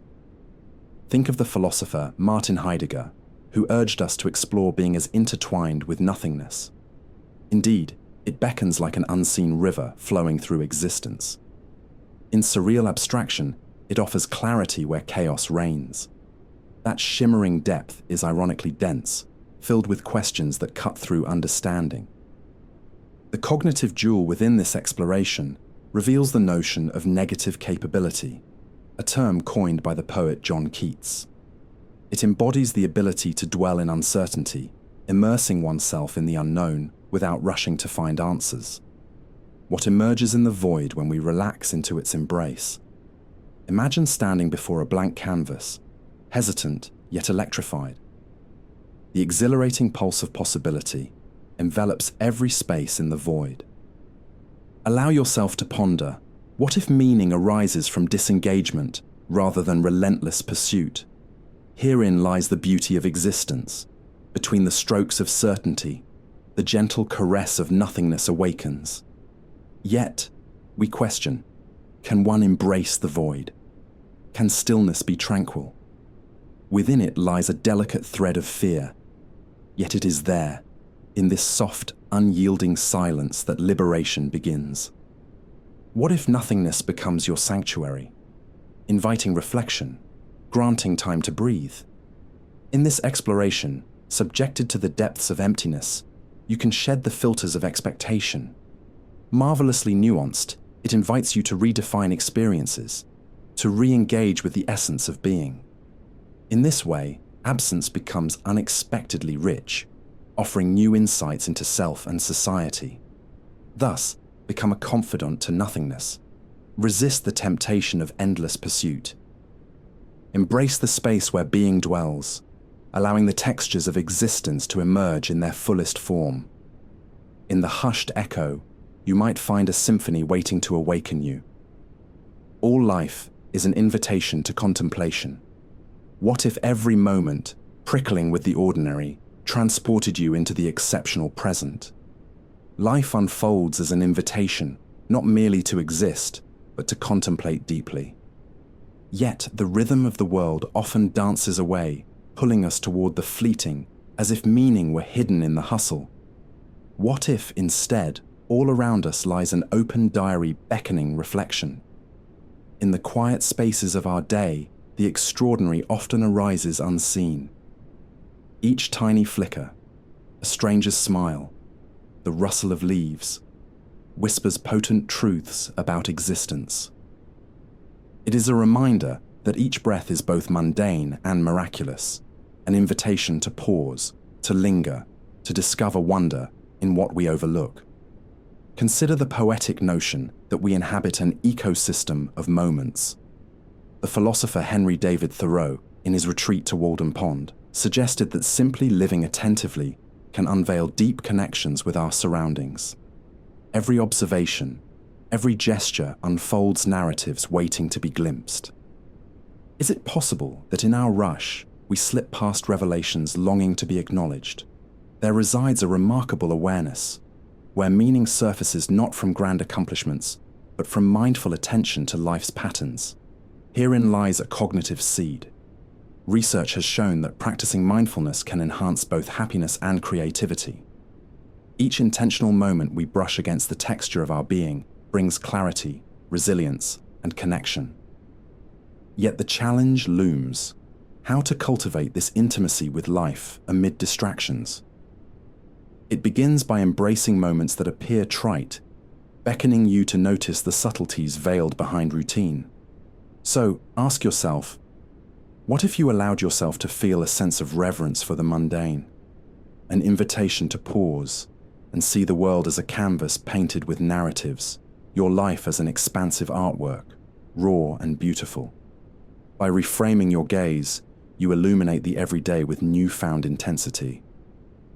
Every interaction pulses with potential, every sensation wrapped within the tapestry of existence, waiting for you to touch it. And so, life unfurls, an anthology of invitations. Will you accept? Are you prepared to linger longer in the texture of existence, to reflect, engage, and allow the veil of ordinary moments to part? Every breath, every glance, reveals an invitation for contemplation. Slowing down is remembering you're alive. To slow down is to confront the raw spectacle of existence. In a world that clamors for speed, we mistake wheels spinning for life lived. Life is not merely an endless race. It is a tapestry woven in quiet moments and deep breaths. What becomes of us when the rush fades? We might just uncover the essence hidden beneath the frenetic swirl of our days. But here's the catch. The rush is intoxicating. It tempts us with the illusion of productivity, the dopamine hit from pinging notifications. The irony is stark. In our haste, we become alienated from our own lives. Every ambition, every goal, skimming over the surface while depth eludes us. Consider the river, flowing steadfastly, not hurrying to its destination. Should we not emulate this poetic pace? Life is a paradox. We wish for meaning yet sprint away from the moment of stillness, unsure of what we might find within it. Reflect on the concept of liminality, the space between one's past and future where potential resides. In the quietude, we meet ourselves, imperfect and beautiful. Do we dare to linger there, where existence breathes and whispers? And yet, slowing down reveals a disquieting truth. We are masters of distraction. Phones in hand, eyes glued to screens, we scroll through lives in search of fulfillment. Yet, this act is not living. It is an aversion to the present. A study by Dr. Matthew Killingsworth indicated that people are less happy when their minds wander. What if the key to joy lies not in diversion, but in acceptance? Acceptance of the now. Releasing the urge to rush opens space, the space within ourselves to feel. In this soft surrender, pain emerges, revealing its intricate layers. The chaos inside seeks acknowledgement, and here, amid the discomfort, we begin to create. The world is enriched by the still, quiet artist, the creator who picks up the brush with purpose, mindful of the strokes. What happens when we stop and listen? What symphonies of existence beckon behind the speed? By daring to slow down, we choose awareness instead of reflex. We learn that life is not an accumulation of tasks, but a collection of moments strung together, fragile and irreplaceable. In this sacred act of slowing, every heartbeat reminds us we are alive. The paradox unfurls. We find richness, not in the haste, but in the act of being. Kindness blooms here, gentleness unfolds. Sit with this, the invitation to live deliberately, and the void nudges gently, whispering answers when we finally choose to listen. Sleep is the body's philosophy in action. Sleep is the most tender rebellion against the tyranny of time. A loving submission to rest, it defies the incessant hustle that defines modern existence. In this sacred surrender, we confront the essence of what it means to be human.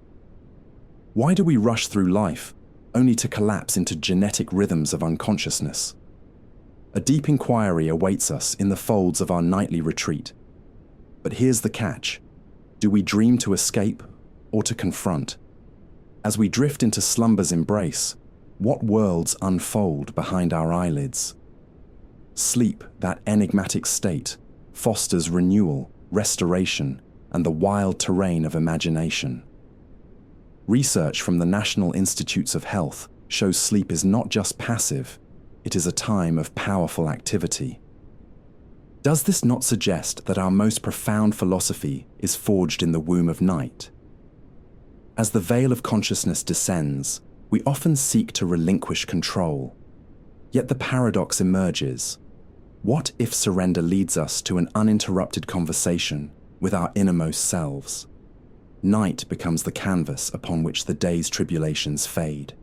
In dreaming, we meet not just fantasies, but the truths we evade in the stark light of day. Everything left unspoken finds its voice here. And yet, how easily we dismiss sleep, becoming warriors against our necessity for rest. We glorify productivity and labor, casting aside an aspect of ourselves that yearns for dream's gentle caress. Philosopher Thomas Merton remarked, "The problem of the monk is to live his ordinary life and to live it knowingly." Perhaps each night carries the essence of this wisdom. Rest isn't sloth, it is vital. Consider those moments when sleep takes you. There lies a symphony of biological intelligence. It reflects the undisturbed reservoir of our psyche, illuminating pathways previously obscured. What if we began to regard sleep as a wise teacher, a guide into our unconscious where our truest insights dwell. The interplay between wakefulness and sleep offers an invitation to integration of thoughts, fears, desires. Each dream holds the potential to transform our reality.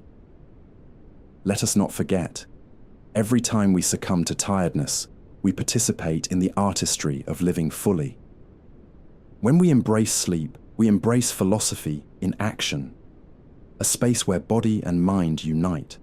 When you surrender, remember, there is strength in stillness, and in that quiet darkness, the answers entwine. Every soul needs to fall apart sometimes. Every soul needs to fall apart sometimes. In the delicate shattering of what we thought we knew, we find the seeds of rebirth. It's a paradoxical truth we may shy away from, yet it composes the rhythms of growth, painful, tender, and profoundly transformative. Who are we without our fractures? But here's the catch. In our culture, fragility is often concealed beneath layers of invulnerability. We erect fortresses, believing strength lies solely in cohesion. Yet, every ancient tradition whispers the wisdom of vulnerability shared across the ages. The Japanese concept of kintsugi teaches us that broken pottery, mended with gold, shines even brighter. Is it not possible for us as well? In the depths of disarray, what emerges is clarity, raw and unrefined. The philosopher Rainer Maria Rilke urges, be patient toward all that is unsolved in your heart. Purposeful disintegration offers no immediate answers, only a reckoning with our shadows. In sorrow, we often discover long-buried truths, and yet, we resist. We cling to the illusion of control, shunning the necessary collapse. A study by psychologist Dr. Brené Brown illustrates how embracing vulnerability breeds connection and empathy. What if this pull toward dismantling emotional honesty in all its messiness becomes our superpower? When we allow ourselves to confront disassembly, falling apart can cultivate profound strength, a resolve forged by struggle. To feel the weight of despair, the grief of loss, and the stirrings of healing allows the soul to breathe. It emerges anew. The spirit requires these seasons of upheaval to realign with authenticity. Consider the phoenix.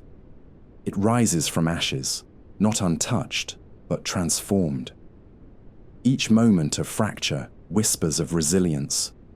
Is it time to accept that dismantling is not the end, but a passage?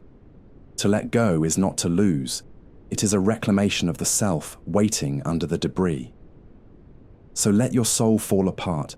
Let it weep, scream, and shake. Therein lies the doorway to wholeness. Sit with this authentic surrender, and maybe, just maybe, in the rubble, we find the pieces that truly belong. Night isn't the end. It's where introspection begins. Night isn't the end. It's where introspection begins. The descent into darkness grants us a paradoxical gift, a canvas of reflection, inviting the hidden fragments of our consciousness to emerge. In the stillness of night, the chaos of the day fades, making way for deep contemplation. Why do we resist the cloak of darkness that beckons wisdom? But here's the catch. We often see night as a void, an abyss from which shadows loom. We fear the silence of our own thoughts, yet therein lies the fertile ground for insight. Throughout history, thinkers have found clarity within the embrace of night. Socrates mused under the moonlight, pondering the very essence of existence. What might we discover if we dared to join this nocturnal communion? In the sacred space of night, the mind wanders and observes. The philosopher Immanuel Kant noted that enlightenment often arises from time spent in reflection. It is in this dark expanse we sift through the day's moments and shatter the illusion of control.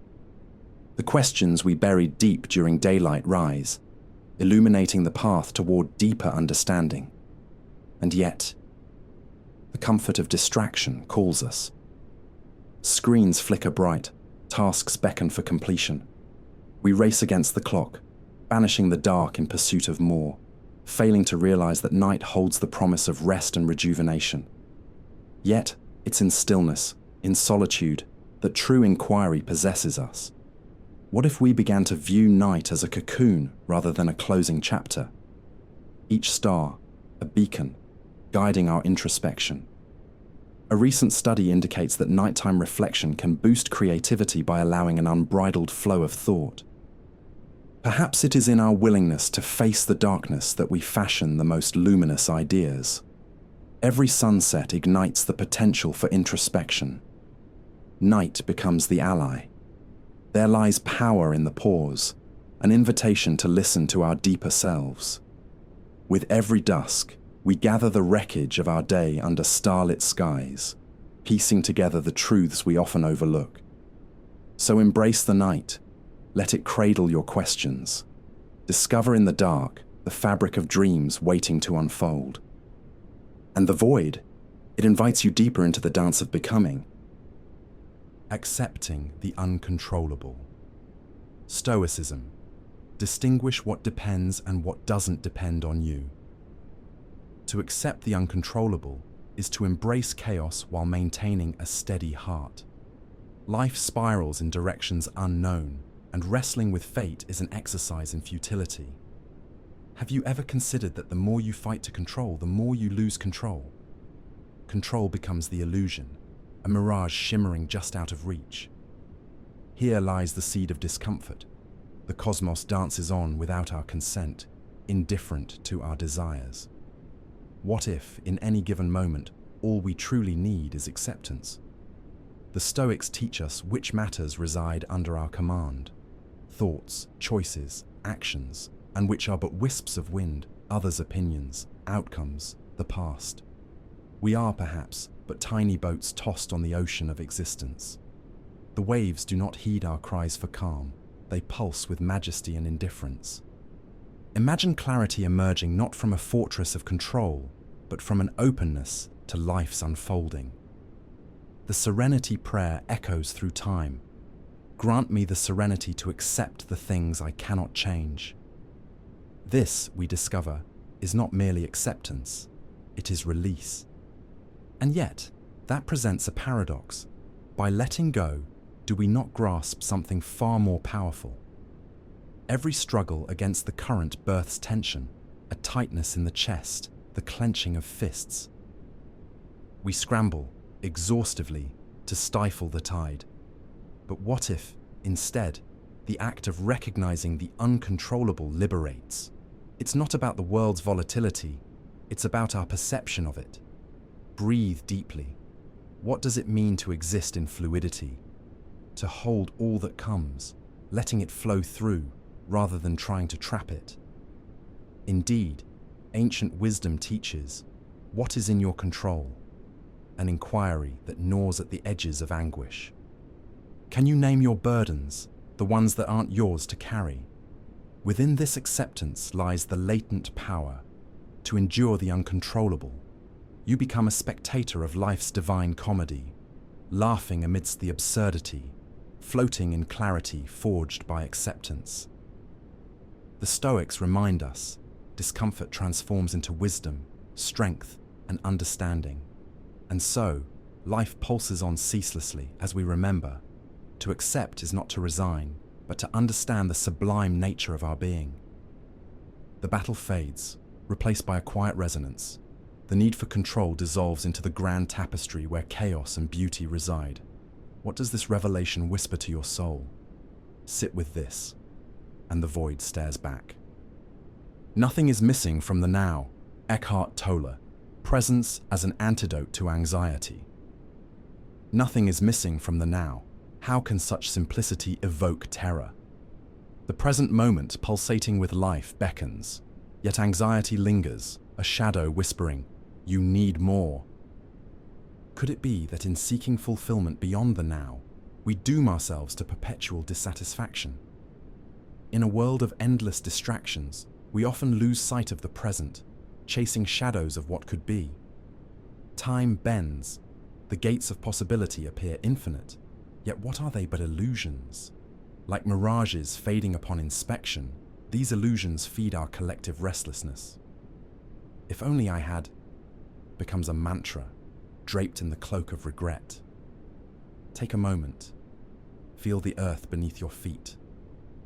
Isn't the present tactile, immediate?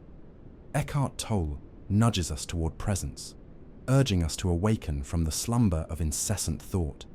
If you dare to stand in this moment, you realize everything you seek, acceptance, peace, is already here, suffusing the air around you.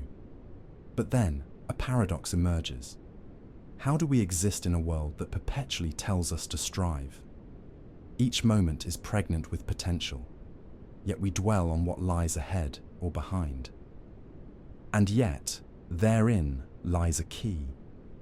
Anxiety arises not from our circumstances, but from a quarrel with our current state of being. In stillness, a question burns. Have you noticed how beautifully ordinary the now can be? In the minutiae of life, the tip of a leaf kissed by sunlight or the gentle rustle of wind, lies a quiet richness often unnoticed.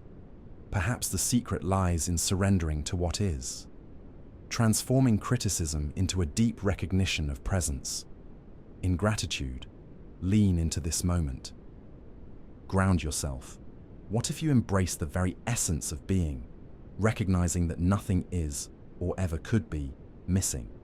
The past is a ghost, the future an enigma. Yet here now, this is where life vibrates most intensely. So absorb this truth fully. Existence unveils itself, not through future attainment, but by simply standing still. Are you ready to engage with this profound revelation? And the void stares back. All pain ends. Heraclitus, everything flows, including suffering. All pain ends. How jarring to embrace such a truth while entrenched in suffering. The Heraclitean paradox, where everything flows. How can we reconcile it with our deepest agony? The nature of existence entwines joy and suffering in a relentless stream. To experience pain is to understand the weight of impermanence. We often cling to suffering, believing it defines us, a jagged shard in our being. Yet with every heartbeat, change courses through our veins relentlessly. Each moment offers transformation, a sliver of hope amid despair. What if pain were merely a moment? A fleeting passage on the river of existence, not the end of the journey. Heraclitus invites us to see. Our trials do not solely form our identity, they polish our essence. Picture suffering as a tempest, wild, untamed, yet transient. As storms come and go, so too does anguish, leaving behind clarity.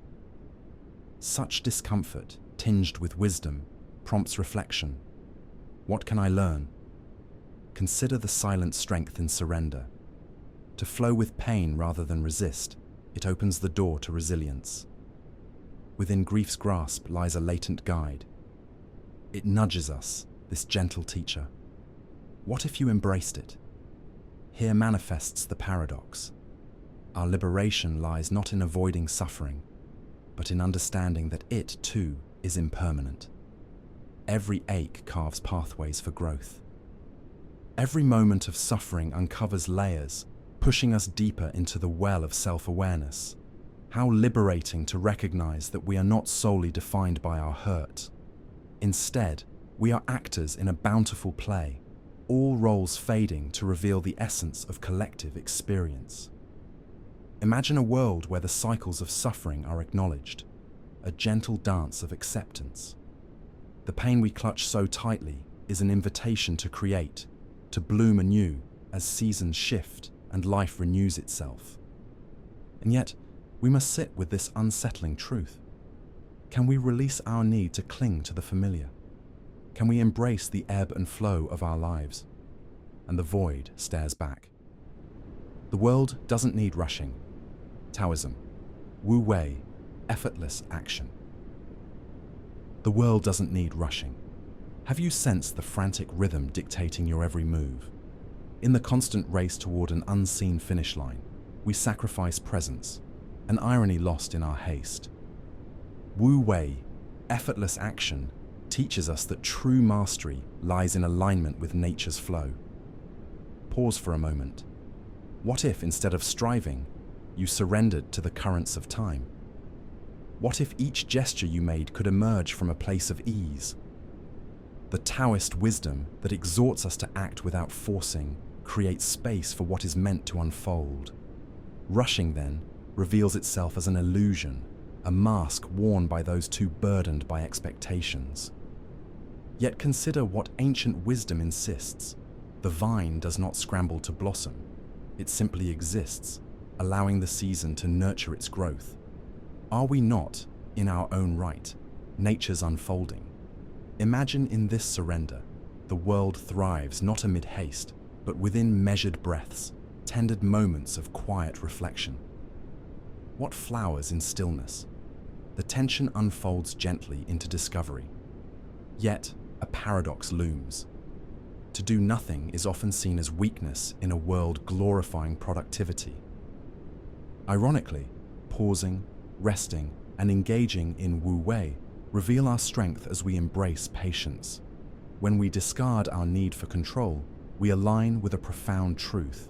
That being is more significant than doing. Each serene moment invites questions. Have you noticed how beauty often escapes the hurried glance? Might the still spaces, filled with potential, serve as nourishment for the soul? In this awareness, we dissolve the mile markers and breathe in the now. The world, in its grand design, flows seamlessly, whispering, "Trust in pausing." As we relinquish our notion of striving, we may finally taste the sweetness of life in its natural rhythm. And perhaps, in that delicate surrender, lies the essence we've been craving, and the void stares back. Accepting the uncontrollable. Stoicism. Distinguish. What depends and what doesn't depend on you? What if power is an illusion? The very notion of control slips through our fingers like grains of sand. You think you own your circumstances, but in truth, they owning you. The inevitable chaos, a reminder of nature's indifferent flow, sparks an existential anxiety. To grasp the uncontrollable is to confront a visceral discomfort. Surrender is not weakness. It is the birthright of profound wisdom. Consider that every moment we fret over the uncontrollable, we forego the scent of possibility. This notion transcended time with the Stoics, who whispered of boundaries, the invisible lines that separate our sphere of influence from the unyielding vastness beyond. It invites a question. What parts of your life belong to you? And what remains outside your grasp? It's an excruciating paradox, isn't it? Accepting the uncontrollable is liberation wrapped in a shroud of vulnerability. We strain against the current, yet the river flows relentlessly, indifferent to our wishes. In this surrender, however, lies a quiet power, the ability to shape how we respond. Viktor Frankl, a Holocaust survivor, once penned that between stimulus and response lies our greatest freedom, an idea potent enough to alter the very fabric of our existence. And yet, the heart trembles at the thought. Our internal narratives clamor for control, battling fiercely against the tides of uncertainty. We cling to moments as if they offer safety, but in doing so, we anchor ourselves to suffering. The Stoics understood that pain can become our greatest teacher, illuminating the disconnect between expectation and reality. Sit with this. Behold the discomfort, the unease swelling beneath the surface. It's a privilege to exist, even within the confines of confinement, a freedom to choose serenity in chaos. The asking is what makes us real. How often do we find ourselves entrapped by our need for order amidst the tempest? Accepting what we cannot change unearths an echo of wholeness, a graciousness in the human condition. It isn't an end, but rather a beginning of another journey, a reversal of fortune, perhaps the truest path toward presence. So, breathe into it, the moments that slip away like smoke. The question lingers, can you let go while still lighting your inner fire? Nothing is missing from the now. Eckhart Tolle, presence as an antidote to anxiety. What if the present moment is all there ever is? Anxiety creeps in like an uninvited guest, gnawing on the edges of our minds. It whispers promises of tomorrow, draping our awareness in a veil of anticipation, stealing us from the now. In this incessant chase, the truth painfully remains.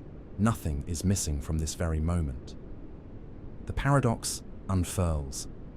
We strive for fulfillment, yet cast our eyes forward, blind to the treasure beneath our feet. Eckhart Tolle illuminates this awareness. Presence becomes an antidote. By surrendering to the now, the illusion of lack dissolves, merging us into the wholeness of existence. What once seemed elusive now reveals itself as eternally present. But herein lies the trap. We are conditioned to measure time, equating the ticking of the clock with worthiness. Yet, how often do we find ourselves unfurling into this instant, letting go of the treadmill of expectation? Indeed, like Raoul Wallenberg, the Swedish diplomat who paused the gears of time to save lives during the Holocaust, presence is an act of courage. The stillness is filled with vibrance. Look around, breathe in the texture of existence. We fail to realize the beauty of that which is. Each breath is a universe of possibilities, rendered abundant when we unshackle ourselves from the weight of what's next. There exists a sensation beneath the noise, an invitation to feel the simplicity of being. Yet, external pressures howl like wild winds, allowing thoughts to spiral into chaos.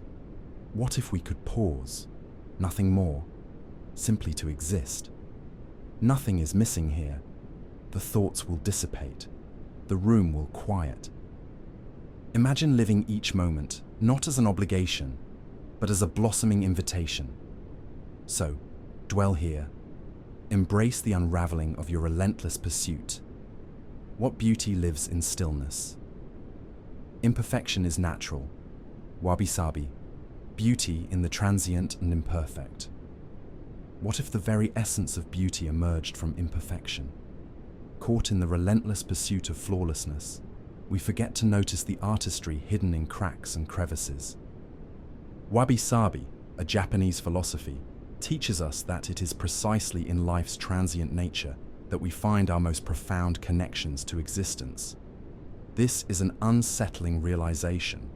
Perfection is an illusion, and in its absence, beauty becomes a lived experience. The paradox of impermanence rattles us, doesn't it? We are raised to idolize the pristine, paint the canvas without blemish, yet real life is splattered with unpredictability. Like the artist who embraces the accidental brushstroke, we create meaning from that which we deem imperfect. Transience, a gentle nudge towards acceptance, invites us to reconsider the narratives we've woven about value. Consider this. The concept of wabi-sabi acknowledges the overlooked beauty in decay, in rusted benches and chipped teacups. Think of Van Gogh's Starry Night, where tumultuous swirls evoke chaos, yet resonate deeply with every observer. Beauty dwells within the ephemeral, holding stories that outlive their forms. Yet, as we grasp at perfection, we trap ourselves in an endless cycle of dissatisfaction. Why not surrender to the fleeting? To cherish the moments that fade, like the scent of blooming flowers, as they wither into memory. They remind us that life unfurls gracefully, like fallen leaves, a bittersweet dissolution. But here's the catch. How do we reconcile our yearning for reassurance with our inherent fluidity? Are we ready to meet ourselves in our imperfect states? Let yourself be. Embrace the cracks that breathe life into your existence. Every misstep holds whispers of wisdom that challenge the rigidity of our ideals. In this acceptance, we unveil ourselves, shedding the manufactured armor of flawless perfection. So, can you see the beauty unfolding? Lean into it. Every imperfection is a story, a life lived, a moment cherished. Stillness is not emptiness. The pause contains its own wisdom. What if stillness whispered the secrets of the universe? In a world racing toward its goals, the value of pause is often overlooked.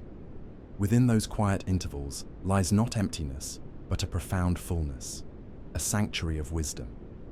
It's a discomforting idea. True presence often emerges in the spaces between breaths. We regard stillness as idle, the disruption of our busy lives. But consider, like a camera lens focusing on a single subject, slowing down reveals the intricate details often lost in the blur. When we pause, we enter a realm of heightened awareness, where answers bloom amidst silence.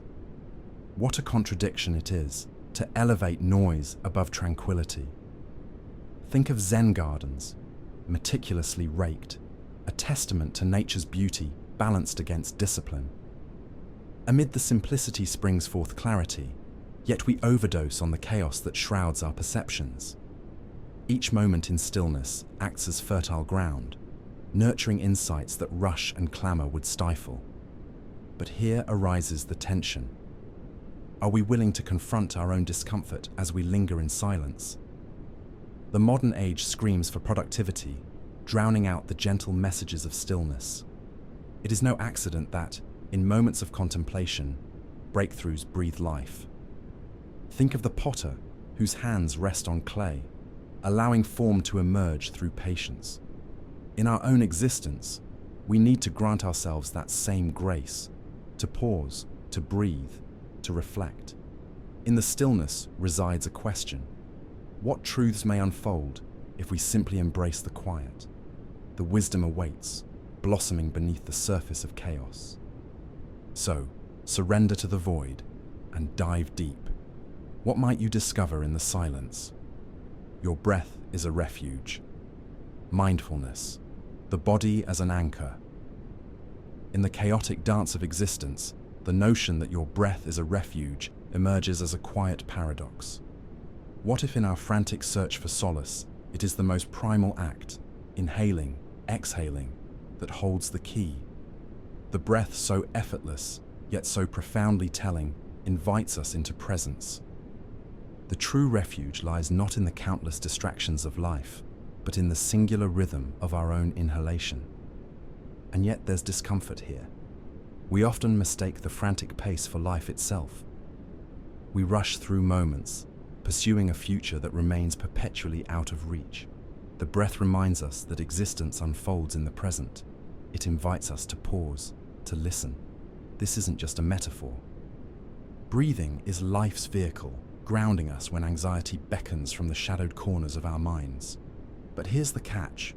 What does it mean to truly anchor oneself in our breath? It's a familiar truth. Science reveals that simply taking a deep breath can calm the nervous system.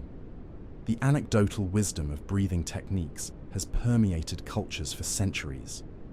Yet, we often overlook this ancient wisdom, favoring complex solutions over simple truths. Why do we complicate the refuge so easily accessible? Could it be that the simplicity frightens us, stirring the intellect which craves elaboration? We exist, caught in a dual dance, the body, a vessel, the mind, a tempest. As we breathe, are we merely surviving? Or is there something more profound lurking beneath the surface? Emotion rests deep within us, communicated with every breath, waiting for acknowledgement. We often find it easier to turn away, to drown in thought rather than embrace the raw pulse of our being. Perhaps that's the secret. Being present is not a destination, but a series of conscious returns to this understanding, this refuge. As you reflect, consider this. Your breath isn't just a lifeline, it's a mirror of your state, a guide to your essence. It reveals the stories of each moment, urging presence amidst the noise. Therein lies liberation, an existential release from the chains of overthinking. Sit with this. You may discover that in each breath, you touch a deeper kind of stillness, a void filled with potential and peace. In that space, the external world fades, allowing the whisper of your true self to emerge, and the void stares back. Don't overthink thinking. Wittgenstein. The limits of language are the limits of the world. Don't overthink thinking. It's a phrase that beckons like a double-edged sword, slashing through the fog of our relentless musings. What if the very act of thinking becomes our prison? What if the clarity we seek dances just beyond the constraints of our language? The limits of our words often shape the vastness of our realities, restricting our understanding to mere shadows. And yet, we feed our thoughts, believing that more thinking equals greater insight. We swim in a sea of complex words while drowning in simplicity. Wittgenstein postulates that much of our confusion lies not in the world, but in our descriptions of it. As we weave intricate webs of language, we often overlook the tangible truths echoing in silence. What would happen if we silenced the clamor? If we let the essence of silence shape our understanding? We are caught in a paradox. The mind, a swift and cunning thing, entraps us in analytical loops, while wisdom lingers just beyond our words. Language fails to fully articulate the depth of our feelings, often leading to misunderstanding.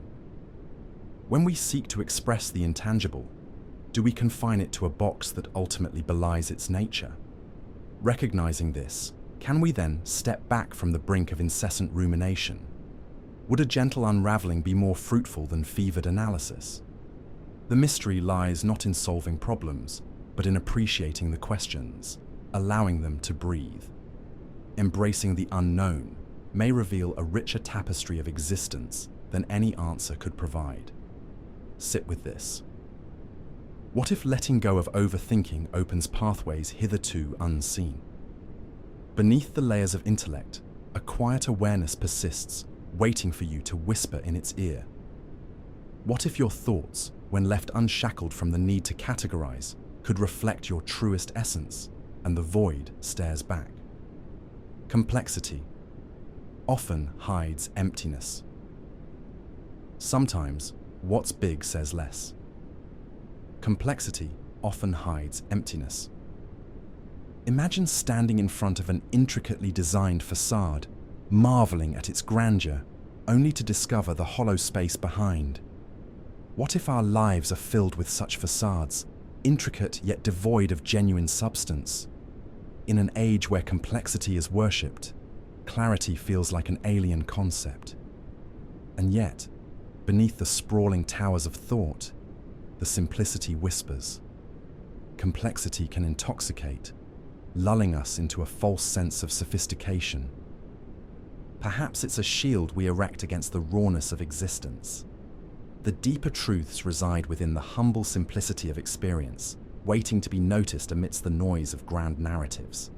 What if we embrace minimalism, not just in our possessions but in our thoughts? Can we unravel the garments of complexity to discover what lies beneath? Psychological research tells us that simplicity often yields deeper understanding. An abundance of information can lead to decision fatigue. Reducing that chaos sharpens clarity. In the end, could it be that the most profound truths are draped in the simplest of garments? Or are we afraid to confront the emptiness that lurks behind complexity? The familiarity of intellectual labyrinths can be comforting, yet what awaits us beyond the walls may just be freedom. Sit with this. Are you willing to peel back the layers? The inner sanctum of clarity amid life's intricacies might just reveal a surprising depth, one that doesn't demand embellishment. Could meaning thrive not in the complexities we create, but in the profound silence we often fail to acknowledge?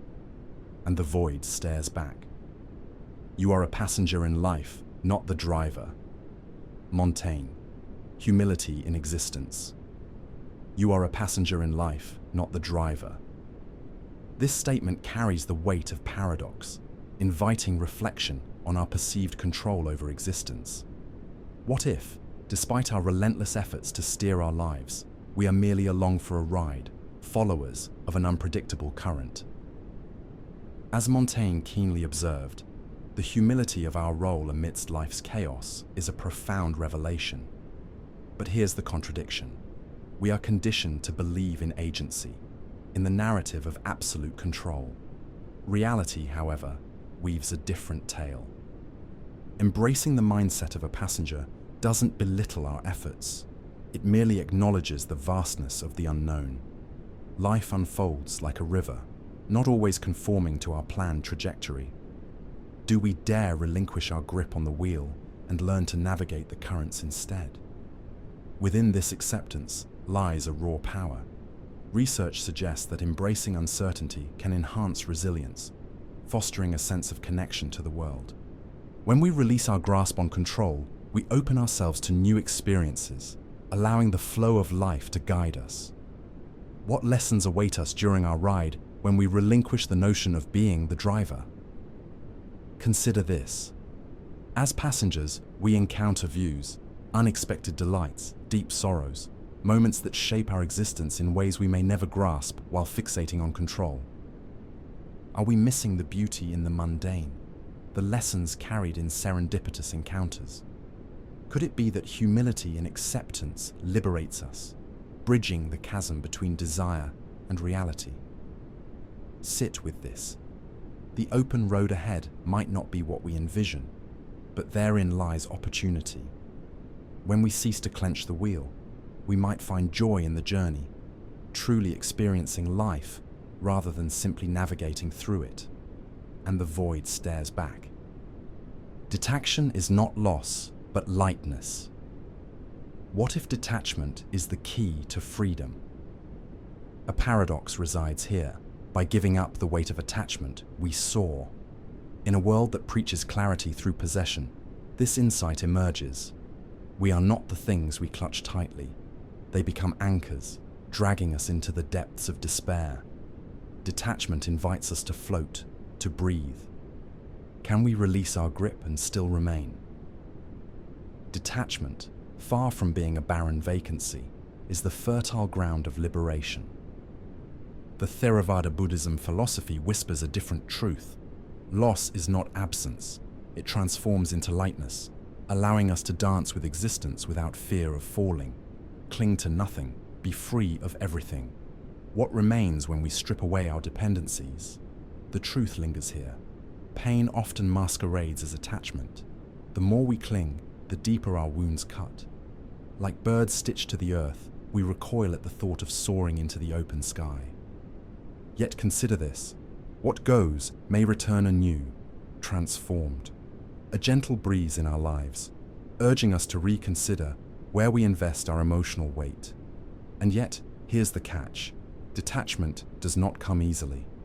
It demands confrontation with our own fragility, our longing for closure in a world unyielding in its chaos. What becomes of us should we lose that which defines us? An existential abyss opens, filled with whispered fears. Yet, in this void, we unearth the ultimate truth.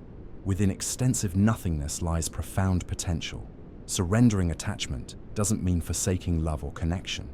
Rather, it means experiencing these bonds with a newfound lightness, free from the chains of expectation and fear.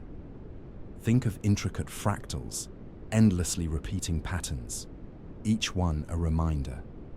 Beauty reverberates in the space between us. In detachment, we discover an invitation to engage with our identity without the burden of possession, to stand at the edge of experience, feet firmly planted on the ground, yet heart lifting above. Detachment's essence reveals a tender paradox. Loss transforms, it does not erase. So, can we breathe deeply into this uncertainty, challenge our perceptions of connection? Perhaps in releasing, we embrace the greater truth. The view of existence opens wider. The thread of life weaves us all together, yet your thread remains distinct. Sit with this. Lean into the lightness of letting go.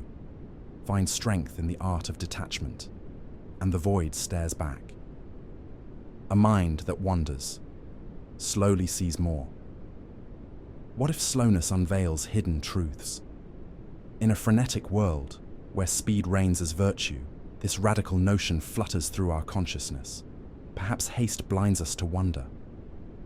To pause, we must unravel the intricate fabric of existence. Navigate through the delicate layers of thought that demand exploration. A wandering mind, adrift in stillness, unearths the landscape of deeper perception. Slowness is liberation, a chance to notice the dew on grass, the whisper of leaves in the breeze. Renowned thinkers, like the poet Rainer Maria Rilke, suggested that the only journey is the one within. Inward reflection illuminates richness, shimmering in what many overlook. But what emerges from this gentle retreat is not merely aesthetics. In the embrace of slowness, we confront our impatience, our fear of inadequacy. The big life beats frantically along, demanding fulfillment, while the still moments offer their gifts: clarity, peace, understanding. How much life do we miss, rushing to embrace the next fleeting pleasure? In stilling ourselves, we shatter the illusion of control. The fast-paced world thrives on judgments and expectations, but each deliberate sluggishness asks, are we truly alive if we do not taste our existence? The slow mind becomes an expansive mind. Complexity morphs into depth, into resonance, and here lies the paradox. Time stretches, and in our hesitation, we grasp the essence of fleeting moments. Wandering thought embraces slight detours, a reminder that every winding path can lead to profound insights. Can the simple act of being, without the insistence on doing, transform our understanding of ourselves? So, what if slowness is not just an option, but a necessity, developing a deeper intimacy with the essence of reality?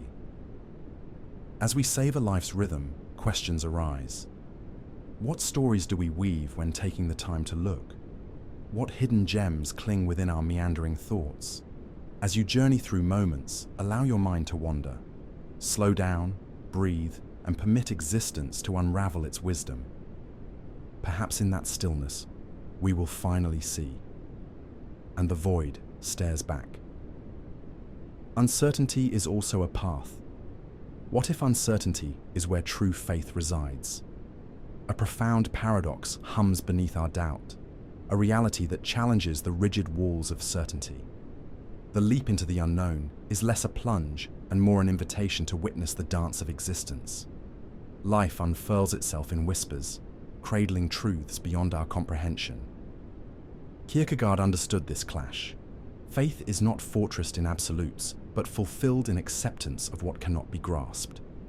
We spin cycles of worry, entrapped in the narratives of fear that the future looms like a spectre. Yet through doubt, we discover a fragile serenity, a space to explore. What possibilities unfurl when we dance with uncertainty? Embracing the unknown is the strange gift of freedom. It grants us access to the flowing nature of life, where each moment unveils its own marvels. Consider this: every time we disappear into the horizon of doubt, we reignite our existence. The present is where we breathe, where we witness our anxieties subside like waves receding from the shore. And yet, the pursuit of certainty resides deep in our bones. The mind craves narratives tightly woven. But herein lies another paradox: our discomfort with the profound ambiguity of life. Clinging to outcomes births disillusionment, and yet uncertainty anchors us to the heart of authenticity. What if we began to view the unknown as the veils of potential rather than impenetrable walls? Every choice flickers through the lens of doubt, and in that flickering lies liberation. Exploring uncertainty fuels our creativity, our drive for meaning, and inspiration flows uninterrupted. To walk unsteadily within the veils of ambiguity, shedding our need for control, can be a genuine testament to existence. So, dear wanderer, ponder this. Can we learn to navigate uncertainty not as an obstacle, but as a path, a winding journey towards self-discovery? Faith does not seek answers. It blooms in the questions that linger, unsolved yet shimmering with possibility. Sit with this paradox. Embrace the flicker of the unknown, and the void stares back. Suffering is a gentle teacher. What if suffering cradles wisdom within its embrace? An unsettling tale unfolds here. Pain often masquerades as a foe, yet beneath its jagged surface lies a nurturing undercurrent, guiding us through the labyrinth of existence. In every sting resides a lesson, etched delicately upon the soul. Schopenhauer, the philosopher of despair, illuminated suffering as an inescapable companion. Yet, through acceptance, we glean insights. Pain teaches us not just about existence, but about our essence. It reveals where we resist, where we cling. In the discomfort, we confront our truths. It humbles us and compels us to seek deeper understanding. What do we learn in the echoes of anguish? Herein lies the paradox. Pain, viewed as a curse, transforms when we open ourselves to its teachings. Without suffering, would we search? Would we reach for meaning? The human condition pulses through this intricacy. We are sculpted by hardship, forged into resilience. Embracing suffering sparks compassion, a bridge to understanding others' plight. We often mask our pain, hide behind bravado, but what if we acknowledged our suffering and allowed it to connect us to one another? Isolation feeds despair, while shared experiences birth unity. As we navigate through our shadows, we become mirrors for one another, illuminating paths once veiled in darkness. Once we engage in the dance of suffering, it reveals its gentleness, a reminder of life's fragility, its fleeting beauty. Each ache teaches patience, humility, and acceptance. We find meaning not in erasing pain, but in leaning into it gently, trusting the process. Perhaps suffering isn't misfortune, but an integral part of our encounter with truth. So, dear reader, will you welcome your suffering as a compassionate teacher? Can you sit with the discomfort, find space for growth amidst chaos? In the dance of pain, we discover the light weaving through the darkest of times. Sit with this acceptance and gently explore, and the void stares back. The stars keep shining. Even if you don't look, we search for meaning in darkness, yet the stars are unwavering. Their light, a promise, an invitation to dream beyond the grasp of despair. What if everything you seek is lit by distant fires, always present, yet lingering beyond your gaze? To embrace this thought is to encounter a profound discomfort, to realize that being unseen does not hinder existence. The cosmos does not wait for our acknowledgement. Galaxies unfold their narratives, indifferent to our fleeting concerns. In this eternal dance resides a paradox. We feel the gravity of our troubles, yet the universe exists, untouched by our plight. Is it cruelty, or is it a lesson wrapped in silence? Our lives, tiny flickers in vast eternity, remain unbound by clamor, rippling across space and time. But here's the catch. When we fail to observe these celestial flickers, do they cease to illuminate? Are we not just shadows in search of light, lost in the complexities of our own interpretations? The philosopher Laozi once observed that nature does not hurry, yet everything is accomplished. Perhaps, in rushing to find meaning in our struggles, we eclipse the starlit comfort, waiting patiently above. What if you let go for just a moment? In the stillness, one encounters the soothing thought that even in obscurity, beauty prevails. On a clear night, the stars flood our vision, drawing our souls beyond the pinpricks of worry. You are not alone, they whisper, weaving threads of connection through the cosmic tapestry. If existence embraces paradox, then our moments of despair are part of a greater whole, an invitation to align with the rhythm of the universe. In 1887, the physicist Albert Michelson stated, "The most important fundamental laws and facts of physical science have all had their origins in the physical world. Here lies a jewel. Awareness is empirical, yet it must be nurtured in stillness. Witness the unfolding universe from a space devoid of expectation." Embracing uncertainty opens paths to understanding that remain shrouded in noise, a call to rekindle the lost art of observation. Thus, we're led to a haunting inquiry. What becomes visible when we dare to cast our gaze upward? Every sunrise, A new narrative, a silent reminder that the world spins regardless of our awareness. The dawn of a new day does not demand our acknowledgement.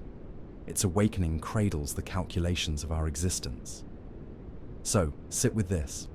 You do not need to chase what already exists. The stars keep shining, ever present, ever hopeful. You may not see them, but they witness you. Relinquish the weight of your search and trust the gentle glow that persists, and the void stares back. Every sunrise is unprecedented. In the silent embrace of dawn, an eternal truth emerges. Every sunrise is unprecedented. Within each flicker of light lies the embrace of possibility, an opening that whispers of rebirth. Think about it. How can something so cyclical hold a unique essence, one that demands our attention so fiercely? Perhaps, within continuity, resides radical singularity. The horizon teases us with promises while cloaked in shadows of yesterday. Each dawn is not merely a continuation of familiar cycles, but a manifestation of transformation. We blink, and the world pivots. What if all the moments of our lives hold this potential? What if we are perpetually poised at the brink of revelation, yet tethered by the chains of our own misperceptions? To appreciate the dawn is to reconcile with the ebb and flow of existence. Life bursts forth in blooming colors, distinct and ephemeral, reminding us that nothing is static, nothing is certain. The poet Rainer Maria Rilke once mused that the only journey is the one within. As each sun bestows its grace, we confront a paradox. What we know as time is nothing but a malleable concept shaped by our transient nature. Yet, therein lies discomfort. The familiar darkness often shrouds our insights. We cling to yesterday's narratives, battling against the tide of change. And yet, relentless uncertainty challenges our intentions, beckoning us to step beyond yesterday's baggage. Will you allow the vibrancy of the present to bleed into your essence, washing away the fears that bind? Herein lies a cognitive gem. Every moment blooms as unique and unrepeatable in the tapestry of time. This is more than philosophy. It is the very breath of life. Each dawn offers a blank canvas, compelling us to rediscover not just the world, but ourselves. Moreover, amidst the pulse of routine lies an inevitable truth. Nothing is too late. Every phase of existence unfurls according to its inherent rhythm. The stars move in patterns, a cosmic ballet, reminding us of the beauty within unpredictable cycles. The weight of the past dissipates in this lightness of being as grace interlaces with uncertainty. So, confront the rising sun. What stories wait in its glow? Can you free yourself to embrace the unknown? Acknowledge the unwavering dawn as a symbol of potential unraveling before you. And the void stares back. Nothing is late. The past clings to us like a stubborn shadow, whispering tales of missed opportunities and unrealized dreams. What if, in reality, nothing is late? This radical assertion nudges us toward liberation, an acceptance that each moment arrives precisely when it is meant to. Here lies the discomfort. We imprison ourselves in narratives of too late and missed chances. Yet the universe dances on, weaving destinies anew. Consider this. Time ebbs and flows like a river, carrying us forward, yet entrenching us in reflections long shaped by our minds. We chase what lies ahead, yet the moment exists, unyielding beneath our feet. In the art of letting go, we learn the subtle dance of acceptance. But here's the catch. What if every turn, every delay, and every pause are stepping stones toward a more authentic existence? The philosopher Martin Heidegger wrote of being as an unfolding narrative, where existence is marked not by linearity, but by layers of experience. What if each moment, past, present, and future, holds potential? Maybe it's never too late. Perhaps we only glimpse ourselves when we surrender to the currents of time rather than fight against them. We often portray delay as a thief, yet could it be a quiet tutor, Inside uncertainty, new paths await. The renowned artist Henri Matisse proclaimed, "What characterized art was the ability to reinvent the moment." In every second, the canvas of existence offers unfathomable room for creativity, blurring lines, shattering durations. So I invite you, reflect upon how perceptions of lateness shape your reality. Every season bears its harvest. Nothing is early or late. In this framework, the burden of productivity annihilates, revealing grace within waiting. In letting the pressure dissolve, you catch glimpses of a more profound truth. Acceptance births clarity. In a world that incessantly urges you to rush, consider whether giving yourself permission to align with time's flow may be the key to embracing all that is yet to unfold. Each breath is an invitation, a reminder that you are always in the right place. What awaits you beyond the confines of temporal expectation? Trust the journey, for nothing is late, and the void stares back. Overthinking is noise. In the cacophony of existence, overthinking spirals into a symphony of anxiety. We fill silence with chatter, a distraction, a veil draped over the truth of our experience. Stripped of the noise, little remains. What if becomes an echo that breeds uncertainty? The profound irony lies in our own creation. Suffering arises not from reality, but from our perceptions of it. Consider how this noise overshadows serenity. We dwell in a whirlpool of doubts, rehearsing futures that may never unfold. But here's the catch. Isn't it peculiar that thoughts, ephemeral in nature, can imprison us? The philosopher Blaise Pascal noted that all of humanity's problems stem from our inability to sit quietly in a room. We populate our minds with the clamor of possibilities while genuine presence dissolves. Noise distracts us from the simple, raw state of being. What radical act might follow surrendering the relentless drive to think? Imagine a soul unbounded, capable of witnessing without the urge to dissect. Each moment holds wisdom beyond the mental grasp, waiting patiently for our acknowledgement. Embrace the elegance of stillness. A university study revealed that individuals who practice mindfulness report improved emotional regulation and reduced anxiety. This flower of inner peace opens quietly, nurtured in the soil of raw experience, a gentle reminder to step back from the clamor. Hence, we circle back to the paradox. In dismantling the barriers of thought, clarity emerges. Releasing the weight of interpretation allows existence to unfold as it is, fleeting yet profound. Can you distance yourself from the noise, even for a moment? In moments of stillness, perceive the dynamic vibrancy humming beneath your thoughts. Silence transforms chaos into insight, a threshold to reconnect with your essence. Overthinking may create intricate prisons, yet the key lies in the willingness to acknowledge and cherish the simplicity of existence.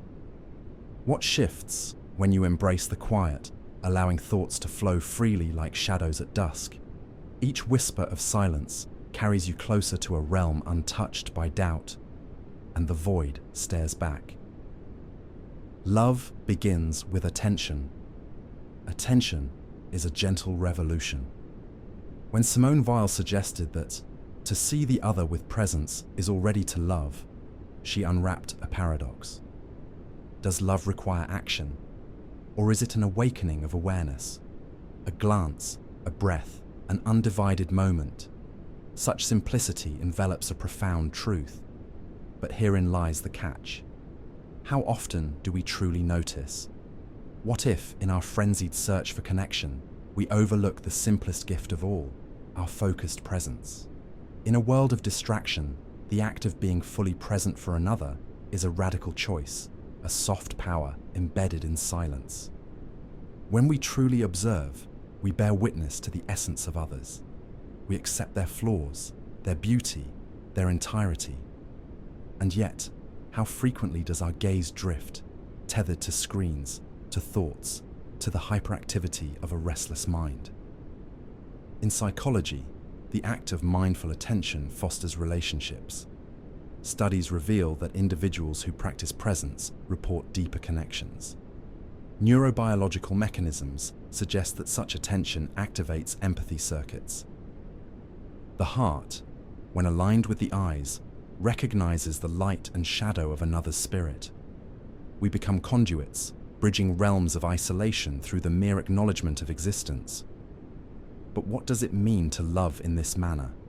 To love simply by noticing? It asks us to relinquish the desire for perfection, for explanation, and ironically, for fulfillment. Love is not the quest for completeness. It is the acceptance of our incompleteness, a sharing of space between two fractured beings. Do we even dare to gaze into the facets of another's soul, see their depth, and allow our own vulnerability to expose the light? And so, we drift into the shadows of doubt. To lovingly attend requires a risk, a leap into vulnerability. Perhaps it is this fear that constructs the walls we inhabit.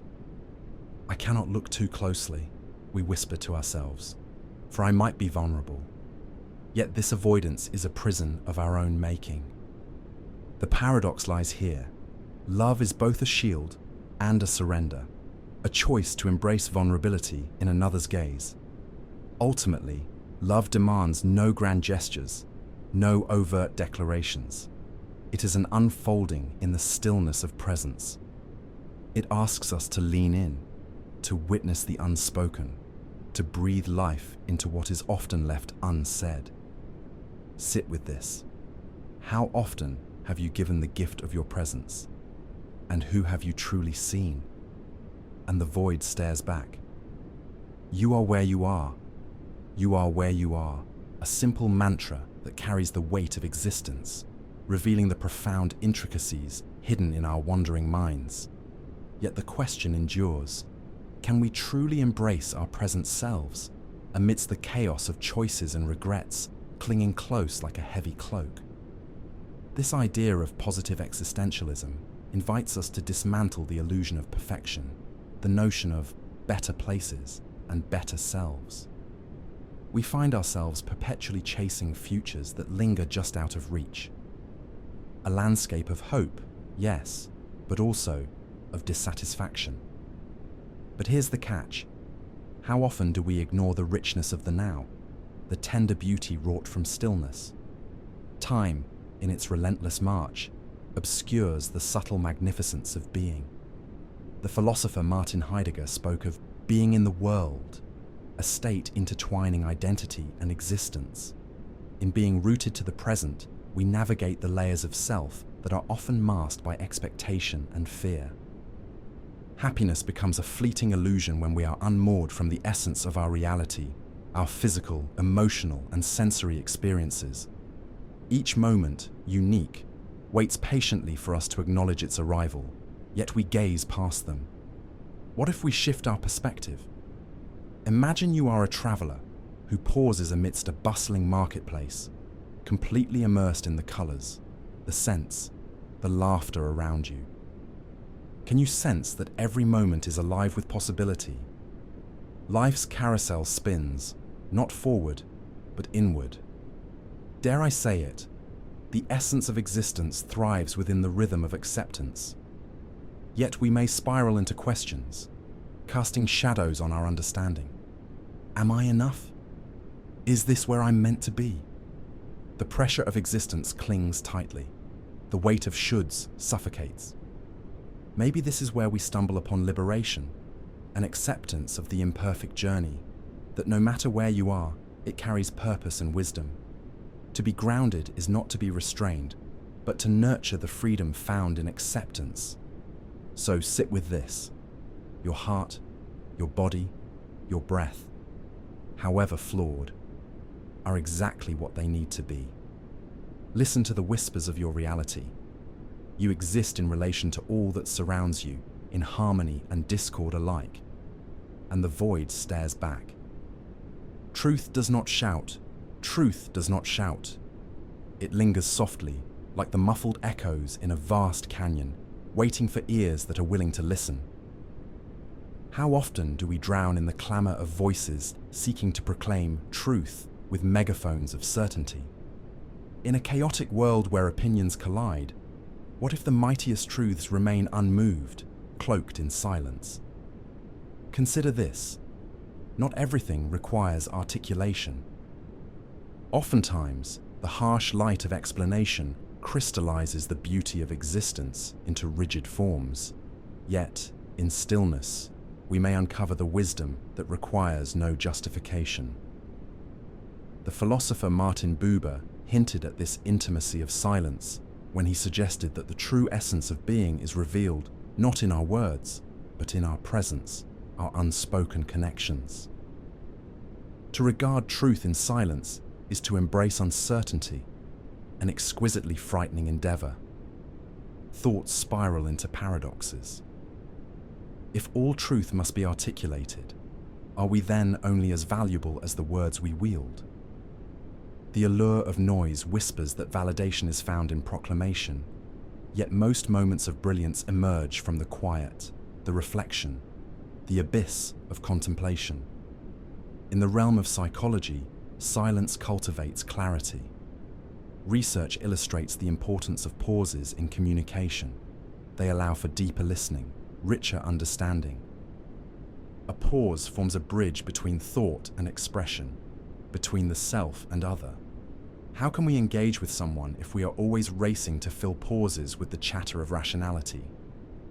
Yet perhaps there is a deeper unease that pulls at us, the fear that unspoken truths may remain cloaked in the shadows, revealed only in our offhand moments of vulnerability. What if, instead of shouting our truths, we practice the art of listening? What if we held space for the quiet, unadorned thoughts that flicker in the corners of our minds? Sit with this. Could truth exist simply in the depths of perception, in acknowledging that not every moment demands elaboration? Maybe it is time to quiet the world, to excavate fragments of existence without the urge for a trophy. And the void stares back. You are one with everything. You are one with everything. A statement unfurling into the depths of unity, a radical concept woven into the fabric of Spinoza's pantheism. But what does it mean to truly comprehend oneness? In an age that reverberates with division, the echo of connection might feel distant, an abstract whisper lost in turbulent seas. Encompassed within the paradox, we are both singular and collective. The self often wears the chains of individuality, caught amidst societal distinctions, roles, and achievements. Yet the truth of unity beckons us to dive deeper, into a shared consciousness that transcends the illusion of separation. Imagine for a moment, each breath is a thread, weaving you into the tapestry of existence, a cosmic dance unspooling in a visceral, unrelenting rhythm. The electrical impulses firing within your brain are not isolated occurrences. Consider neuron activity sparking within a million others, creating a shared network of awareness. Science mirrors the wisdom of ancient philosophies, illustrating how interconnectedness flows through our veins, pulsing in every layer of being. But here's the catch. Can we embrace the weight of this interconnectedness without feeling overwhelmed? Is it not simpler to retreat into the safe confines of individuality? Yet, every yearning for connection invites discomfort, a confrontation with our deepest fears of vulnerability and isolation. What if we relinquish the urge to compete, to isolate, to judge? Perhaps we would discover that every fleeting moment holds the essence of existence itself. Your laughter mirrors another's joy. Your sorrows ripple in an ocean of shared grief. To embrace all that is around us is to step into the fluidity of being, recognizing that every aspect of existence is interwoven, one reverberation echoing through the universe. So sit with this. What does it mean to be one with everything? In acceptance of this vast tapestry, may we shed the burdens of rigid identity and bloom in the gentle certainty that we are part of something greater, an infinite cycle of life. And the void stares back. Time doesn't demand speed. Bergson. Lived time is different from measured time. Time doesn't demand speed. What a peculiar truth. Our lives unfold in an incessant rush, yet the essence of our existence is not dictated by the minutes on a clock. We sprint through days, desperately trying to conquer every task, yet find ourselves ensnared in an illusion. Time measured is not time lived.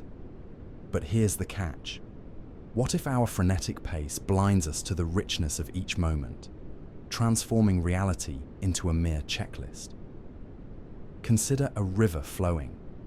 Not just its speed, but its depth, clarity, and ever-changing hue. Time, like this river, flows at its own pace, irrespective of our artificial markers. This is where phenomenology enters. How we experience moments influences our perception of time. Have you ever noticed how a single joyful second can stretch infinitely, while an hour of waiting can feel like an eternity? In this very contrast lies the crux of our existence, and yet we cling to the tyranny of the clock. Seconds turn into hours, hours transform into days, our lives measured in quantifiable units, suffocating immersion in the present. Henri Bergson, the French philosopher, illuminated this disparity, arguing that true time, la durée, is a fluid experience, an interplay between consciousness and reality. It eludes the rigidity of mathematics, challenging our understanding of existence. What if we surrendered our need for relentless productivity? In the pause, we gather ourselves, glance inward. Stillness becomes a refuge, a place where the perpetual noise fades away, revealing the cadence of being alive. Did you know? A study published in the journal Psychological Science found that people who recalled time spent enjoying leisure activities reported feeling happier and more fulfilled than those who completed tasks. This is the truth behind lived time. It's an experience, not a number. And therein lies our dilemma. Moving too fast often makes us forget the intricate beauty of life's tapestry. The world meanders with cycles, rhythms, and moments that defy our hurried aspirations. What if we learn to slow down rather than race against an unseen finish line? In this realization, we must embrace the paradox. Rushing might mean compressing our experiences, while slowing down amplifies our existence. Look around. There's beauty in the stillness of a snowflake settling, or a leaf fluttering to the ground. Every little moment embodies a choice between embracing the present or succumbing to the relentless tick of time. So I urge you, sit with this. No, time does not demand speed. Instead, it invites us to pause, breathe, and revel in the notion that in slowing down, we discover the full depth of life's river, flowing endlessly with each heartbeat. Nothing seems as bad as it does at night. Popular wisdom as microphilosophy. Nothing seems as bad as it does at night. What a haunting insight, isn't it? As the world darkens, our fears often amplify, echoing through the cavernous silence, distorting the familiar. Shadows morph into monsters, worries weave intricate webs of despair. But here's the humorous twist. Daylight transforms most apparitions into mere figments, banalities that once loomed large. In the stillness of night, we find a paradox. The mind twists into itself, navigating a maze of thoughts, longing for completion, yet facing infinite uncertainty. This nocturnal turmoil drives the heart into a paradoxical embrace of suffering, a facet of human existence, where minds act as mirrors, reflecting our deepest fears back at us, obscured by the veil of darkness. But when dawn breaks, we witness an unveiling. The questions, the anguish, the heavy burden of existence often evaporate. Our old friend, the sun, returns, casting light onto what seemed insurmountable. The writer David Foster Wallace once articulated that the most profound philosophical thought is tied to the naked experience of existence. Our perception often spins and prepares us for an inevitable release. Do you remember the vastness of the stars? They are unwavering, relentless, indifferent to our fears or struggles. Despite our turmoil, they keep shining, resembling a reassurance in our nighttime journey.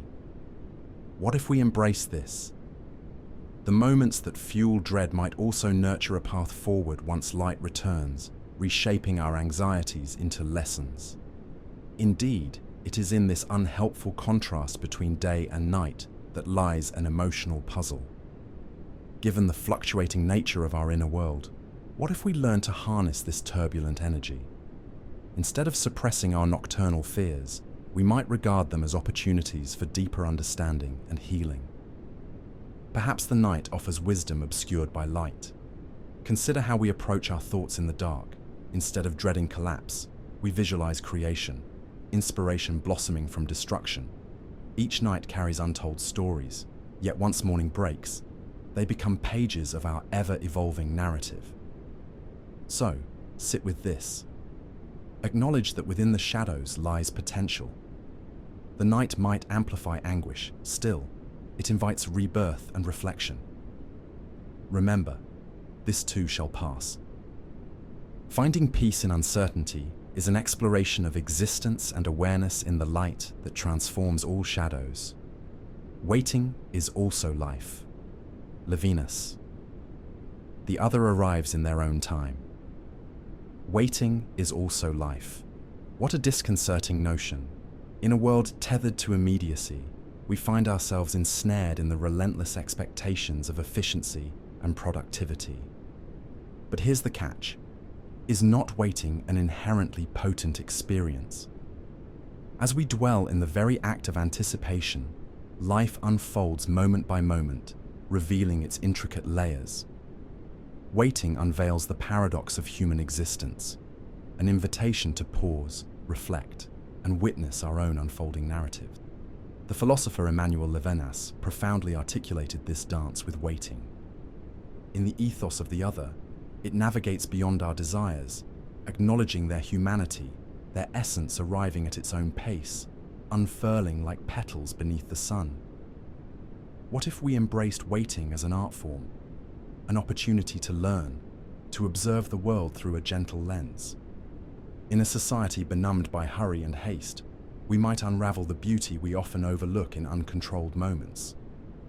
Nature, for example, reflects this wisdom.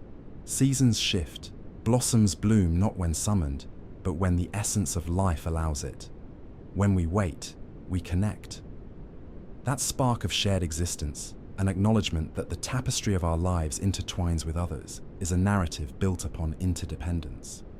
Left to our impatience, we risk isolating ourselves from the beauty of transient connections. Did you know? A study from the Journal of Positive Psychology suggests that patience can lead to increased well-being and life satisfaction, spotlighting the transformative power of waiting. And yet, we resist the waiting game. We yearn for validation now. We want instant gratification, believing we possess the pen to our destiny's script. But what if relinquishing control fosters a deeper understanding? Instead of anxiety, might we discover a sense of belonging in the shared human experience? In this space of contemplation, we venture into quietude. The art of waiting extends an invitation to witness the intricate dance of life as it arrives. It reminds us that existence is not solely about achieving, completing, or arriving. Sometimes, it is found in the simple pause, the fleeting glance, an essence preserved, waiting to unfold. So sit with this. Acknowledge that waiting can be a gateway, not a barrier. Embrace the fullness of life that resides within these moments, while recognizing that the other arrives not in our dictated time, but in the exquisite unfolding of their own existence, tethered to time, yet liberated in being. Feeling is pure existence, Merleau-Ponty. Phenomenology. As reconnection with the body, feeling is pure existence. Can there be a more profound elucidation on what it means to be alive?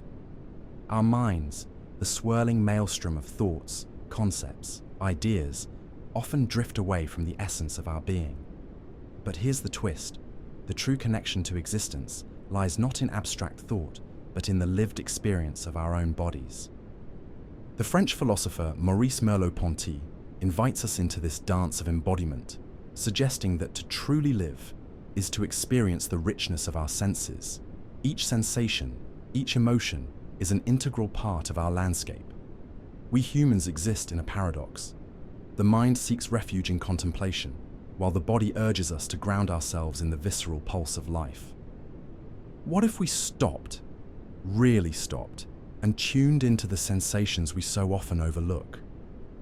The caress of wind against our skin, the warmth of sunlight refracting through our eyelids.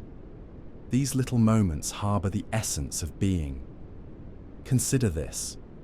According to a study in the journal Social Cognitive and Affective Neuroscience, our feelings inform and shape our cognitive processes, suggesting that emotion is not merely a byproduct, but the very foundation of our existence. In this journey of self-discovery, the body becomes a crucible, revealing the wisdom that words fail to articulate. Feeling invites us into a realm of raw experience, integrating sensation and awareness. We are not just individuals navigating the world. We are bodies expressing existence, conscious beings engaging in the interplay of emotion and experience. And yet, we often intellectualize our experiences. We dissect feelings within the confines of thought, distancing ourselves from the humanness of emotion. But what if we embraced each pang of joy, each thread of sorrow as a navigational tool? Instead of retreating from discomfort, we invite it close, recognizing it as a teacher, a guide illuminating our path. Imagine standing still amidst chaos, allowing yourself to feel. Suddenly, the worries diminish, the burden lifts. Existence reigns in its magnificent simplicity. In letting go of unnecessary judgment, we find liberation in feeling without the need for justification. So, sit with this. Embrace the paradox of your own being, relentlessly intimate, ephemeral, and beautifully human. Feel the pulse of existence within, knowing that this journey springs forth from the essence of sensation itself. Remember, feeling is pure existence, capturing what it truly means to live amidst the noise of this world. Questions are lighter than answers. What if the essence of truth is not in the chase for answers, but in the grace of questions? In an age where certainties crumble under the pressure of scrutiny, we cling to answers, desperate to anchor our floating selves. Yet, here lies a paradox. Questions, light as whispers, offer more than the heavy burden of conclusions. What if, in the dance of inquiry, we find a rhythm of existence itself? The philosopher Socrates planted this seed long ago, asserting that the life unexamined is not worth living. But his inquiry did not promise answers, it exalted questions. In a world drowning in noise, each unanswered query beckons us deeper into the labyrinth of thought.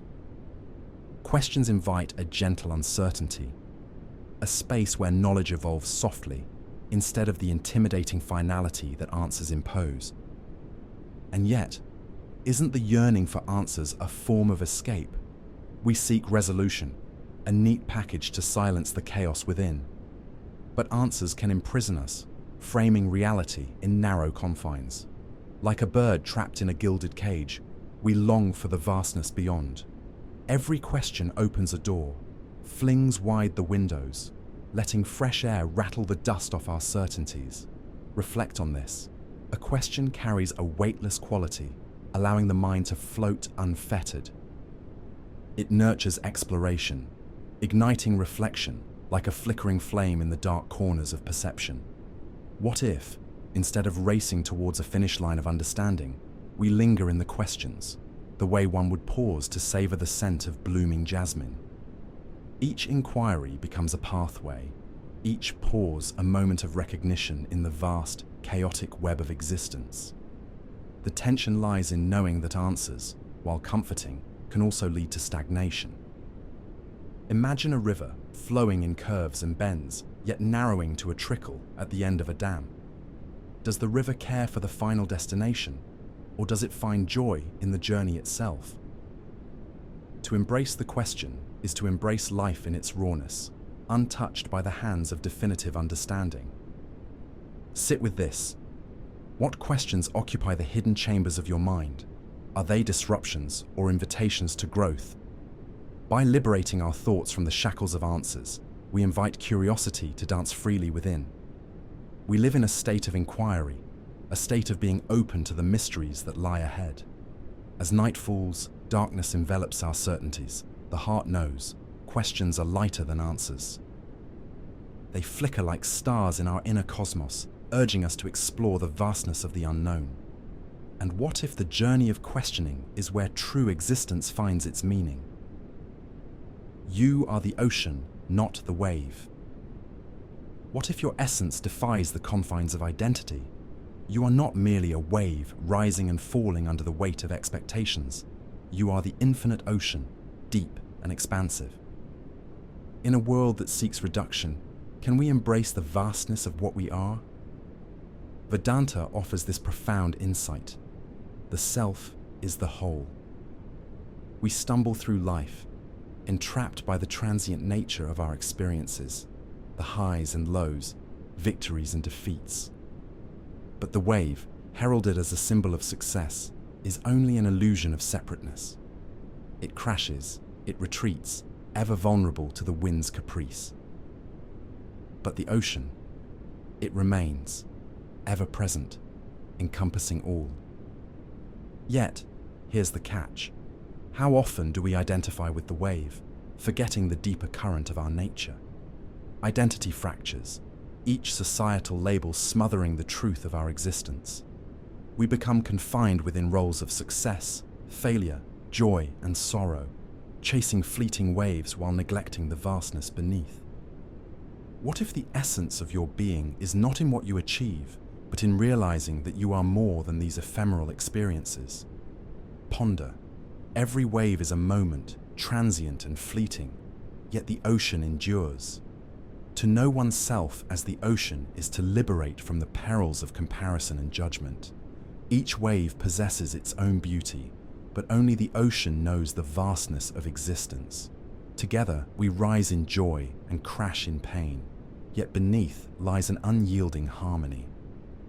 This realization swells within us, revealing the depths that escape language.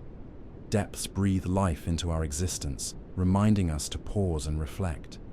As we navigate the duality of being, wave or ocean, do we risk losing sight of our true nature? Perhaps the quest lies not in ceaseless striving to maintain the crest of each wave, but in surrendering to the vastness that is our inherent birthright. What if you release the need for singular definition? In that light, wholeness is not a destination but a discovery. Find your presence in the depth, in the quiet, knowing that you are both individual moment and boundless expanse. And the ocean whispers, you are not a puzzle to be solved, but the unfathomable waters of existence. Everything is in motion until you stop. What if stillness reveals the truth of everything, even as we insist on movement? In this relentless drive, we find ourselves tangled in a complex web. Life, a torrent of doing. Heraclitus affirmed, everything flows. Yet, at what point does flow become a frantic current threatening to pull us under? We embrace action. We race forward, fueled by deadlines and expectations, minimizing the potently paradoxical power of stillness. But here lies the tension. In the chaos of motion, do we lose sight of the depth that quiet reflection can unveil? Each moment of stasis unveils the hidden truths obscured by the rush. Like a river, your thoughts may dart, but what happens when the current ceases? In that silence, within the still ponds of existence, realization dawns. The river remains, unchanged, yet transforms, revealing new contours and shapes. In stillness, we encounter the depths of our essence, raw, unpolished, and authentic. And yet, when do we find the courage to pause? This habitual race can blind us to internal wisdom. The moments we resist holding still often harbor the most profound insights. In the sacred alchemy of stillness, we discover that existence does not depend on our frantic pace.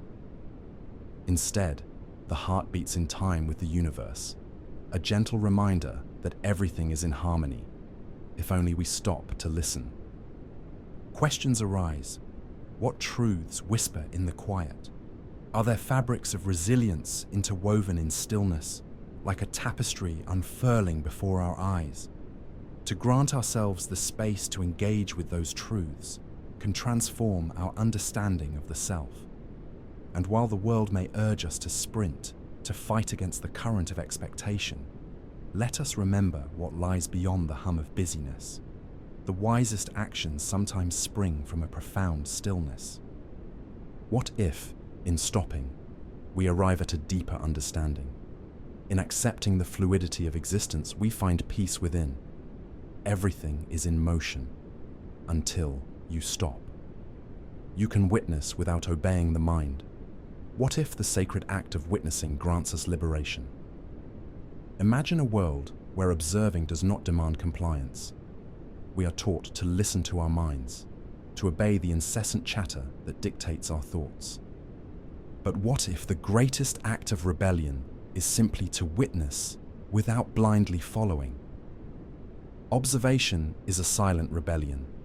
It invites a confrontation with the turbulent waves of thought, allowing us to see the patterns that whirl in our consciousness.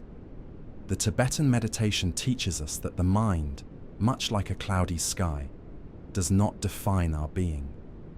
The clouds of thoughts drift, but beneath lies an expanse of clarity.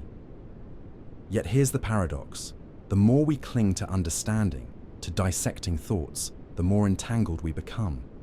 But to witness, it requires an inward focus, a willingness to allow thoughts to spill over without judgment.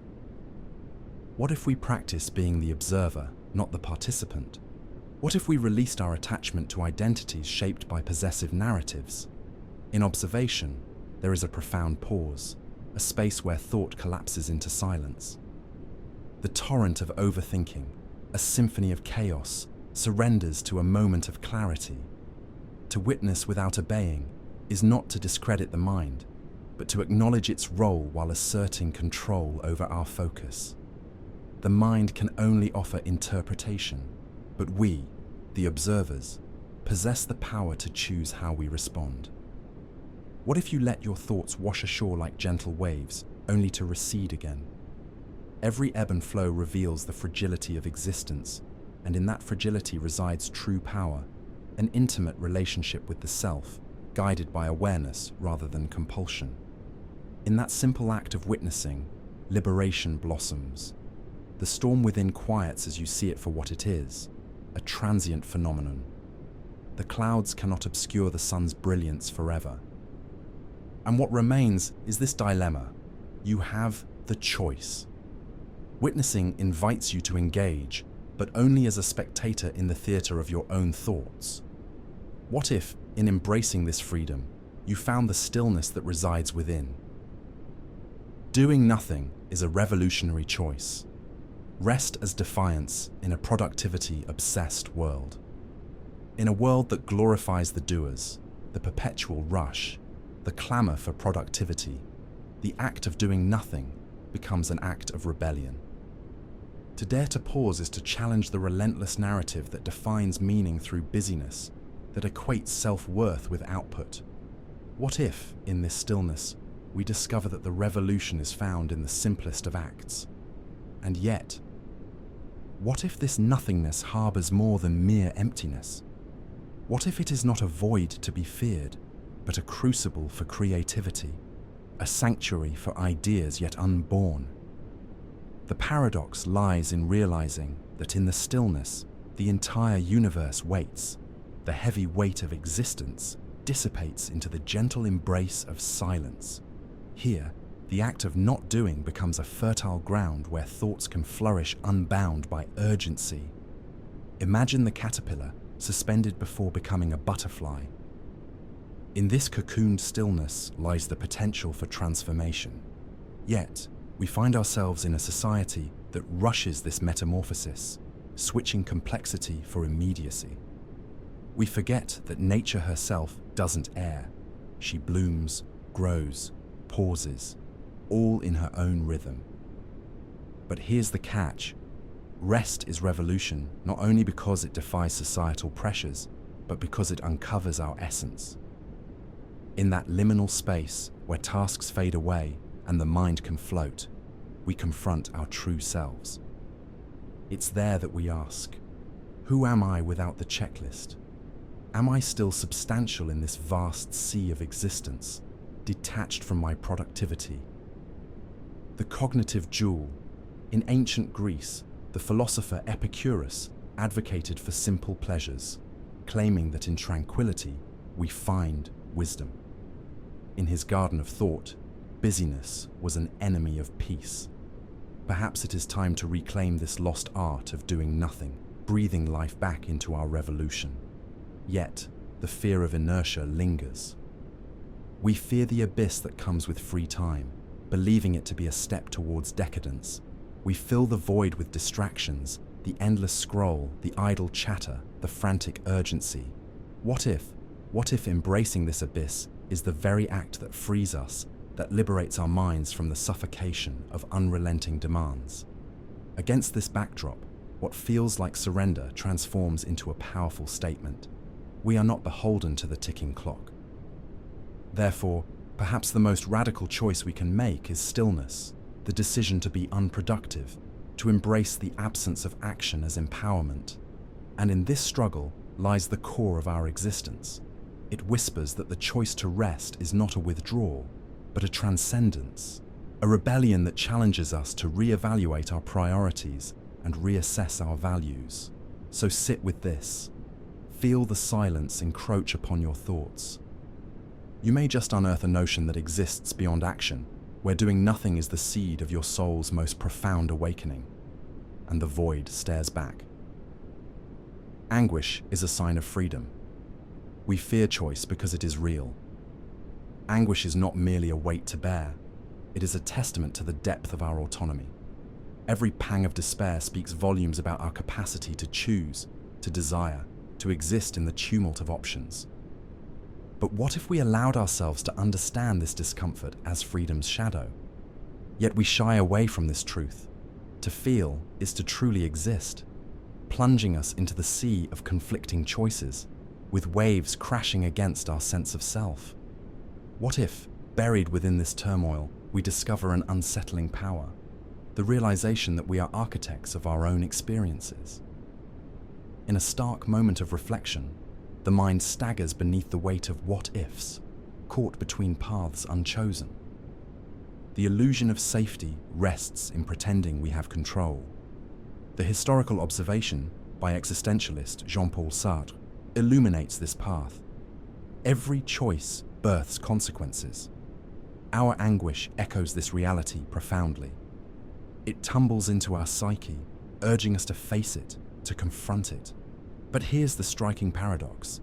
In recognizing that choices stir our unease, we find liberation lies within acceptance. Each heartbeat carries the potential for realignment, nudging us towards authenticity. Through anguish, we shed layers of illusion, and only then do we glimpse our unfiltered selves. This pain, this unease, is the hallmark of existence, a signpost along the journey of self-discovery. What if embracing anguish transforms it into the bread of life? Each bitter bite is one of liberation, guiding us through the existential landscape towards wholeness. It is an invitation to reclaim the energy lost in avoidance, to channel that potent vibe of discomfort into a canvas of creation. To dance with anguish is to understand its place in the tapestry of freedom, reminding us that life is not a linear path, but a chaotic interplay of choices, moments, and perspectives. And so we ponder the depths of our responsibility. Are we entirely free, or is choice merely an illusion under the weight of societal expectations? In acknowledging the anguish, we find strength, a challenge to wrestle freely with uncertainty, realizing it is within that very struggle that meaning becomes imbued. So sit quietly with this, allow your anguish to resonate, for it is a reminder. The depths of your freedom beckon, the choices entwine with your truth, and the void stares back. The mind is a cloudy sky, not the clouds. Tibetan meditation. The mind, a vast expanse, resembles a cloudy sky. Clouds drift, thoughts swirl, reflections dance. But what if we learn that we are not the clouds of perception, but the infinite blue beyond? And yet, we often tether ourselves to the tumult of our thoughts, mistaking turbulence for identity. What if there exists a gentle disentanglement, an awakening to the awareness that thoughts are mere visitors, fleeting, ephemeral? Herein lies the paradox. By freeing ourselves from thoughts, do we truly embrace the essence of possibility? In Tibetan meditation, the clouds are simply clouds. They shift, morph, and transform. One moment they darken the sky, the next they reveal brilliance. In this metaphor, we glean insight. Our thoughts are not to be clung to, but observed. The ancient proverb, "This too shall pass," echoes quietly. The impermanence of clouds renders them powerful, yet humble. Within this recognition lies our liberation, knowing we can witness without becoming. With each mindful breath, we cultivate a lens of observation that reframes our relationship with thought, transforming chaos into clarity. But here's the catch. Feeling stormy doesn't make us storms. The clouds may obstruct the clarity of the sky momentarily, yet the blue remains eternally present, ever ready to shine through the gloom. This awareness invites us to inquire, who am I beyond the stormy reverberations? What remains when we strip our identity of churning thoughts? The jewel of insight. In Buddhism, the mantra, "I am," dissolves the illusion of permanence. This unfolding into presence reveals that to differentiate between thought and self is to uncover transcendence. Yet, like clouds, we forget the vastness above, choking on the density of mind. We may grasp onto thoughts as if they define us, but this is not home. Instead, to float above, to dwell in that sacred awareness, is to rest in the spaciousness of being. So ask yourself, when did you last allow the clouds to pass, giving space for the brilliance of your true nature to shine? In time, perhaps, such awareness will reveal that serenity exists independent of the mental chatter. Let this idea resonate deeply. Your mind may be cloudy, but in observing the clouds, the expanse of the sky remains untouched, and the void stares back. Giving up can be liberating. Zen philosophy. Not forcing is a valid choice. In a world that demands tenacity, resilience, and indefatigable action, giving up often arrives cloaked in disrepute.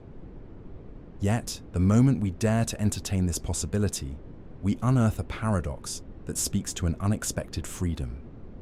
In relinquishing one path, we open ourselves to myriad others. What if giving up isn't a defeat, but an act of profound courage? To choose to let go can transform our perception of success and failure, challenging the very essence of what it means to pursue. And yet, why do we tether ourselves so vehemently to outcomes, clenching the threads of our ambitions so tightly? The fear of surrender is palpable, bred from the belief that our worth is measured by our efforts. Zen philosophy shakes this foundation, suggesting that sometimes relinquishment is not loss, but an embrace of something greater. Consider the flow of water. It bends effortlessly around obstacles, yielding to the landscape. It doesn't force its way, but instead allows itself to be carried downstream. The poignant insight from the Zen master Dogen states, "To give up is to take up something else." In this delicate balance, we find liberation, whereby the act of giving up becomes a graceful surrender to existence. What if in this gentle release lies a deeper understanding of self? We stop fighting the current, allowing ourselves to float towards authenticity, where we recognize our limitations as invitations for growth. The jewel of wisdom. The Chinese philosopher Laozi teaches us through the principle of Wu Wei, or effortless action. It is within this natural unfolding that harmony resides. Yet this path remains treacherous. How often do we ignore the whispers that beckon us to rest, to relent, fearing the consequences of yielding? Each moment clings to the illusion that struggle, sheer will, and forcefulness must prevail. But what if giving up means we are brave enough to accept what is? In this choice, we encounter the core of our existence, which urges us towards stillness. To allow the self to be guided by the currents of life transforms the narrative from a relentless pursuit into a dance of presence. So, sit with these questions. Are we truly defined by our persistence, or can we redefine ourselves through our ability to release? In surrendering, we often find clarity, a beacon of light illuminating paths anew, and the void stares back. You exist, even when you do nothing. In a world where the relentless pursuit of achievement defines one's worth, the idea that you exist merely by being, by doing nothing, becomes profoundly radical. What if existence isn't tied to productivity? What if simply existing is enough? This sounds paradoxical, doesn't it? Yet how many of us have felt our essence dwindled by the pressure to constantly perform? But here's the catch. Every moment of stillness is drowned by the noise of urgency. We chase validation through results, as if that grants us the right to breathe. But in the depths of silence, something fundamental is revealed. Existence is, in itself, profound. Being does not hinge on actions. It rests solely on presence. Consider the state of nature. Stars ignite in the depths of space without demanding recognition. Trees stretch towards the sun, not for accolades, but out of an intrinsic desire to grow. What if you allowed yourself to be like that? What if the void of inactivity was misunderstood? In this breathless society, cognitive scientist Daniel Kahneman reminds us that our overly active minds lead to irrational fears about identity. This mistaken conviction asserts that without production, there is lack. Yet the moment we embrace stillness, we find clarity. Your worth resides not in action, but in the mere act of existing, vibrant and undeniable. Feelings, we find, are messages, communication from the self. Pain, joy, apathy, they all weave the tapestry of human experience.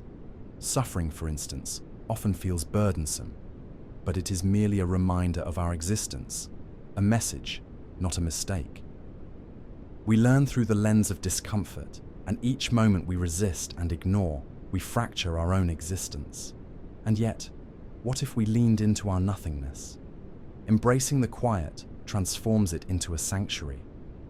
The stillness, this pregnant pause, hints at a truth our minds often overlook. We don't have to justify our being. Existence demands no explanation.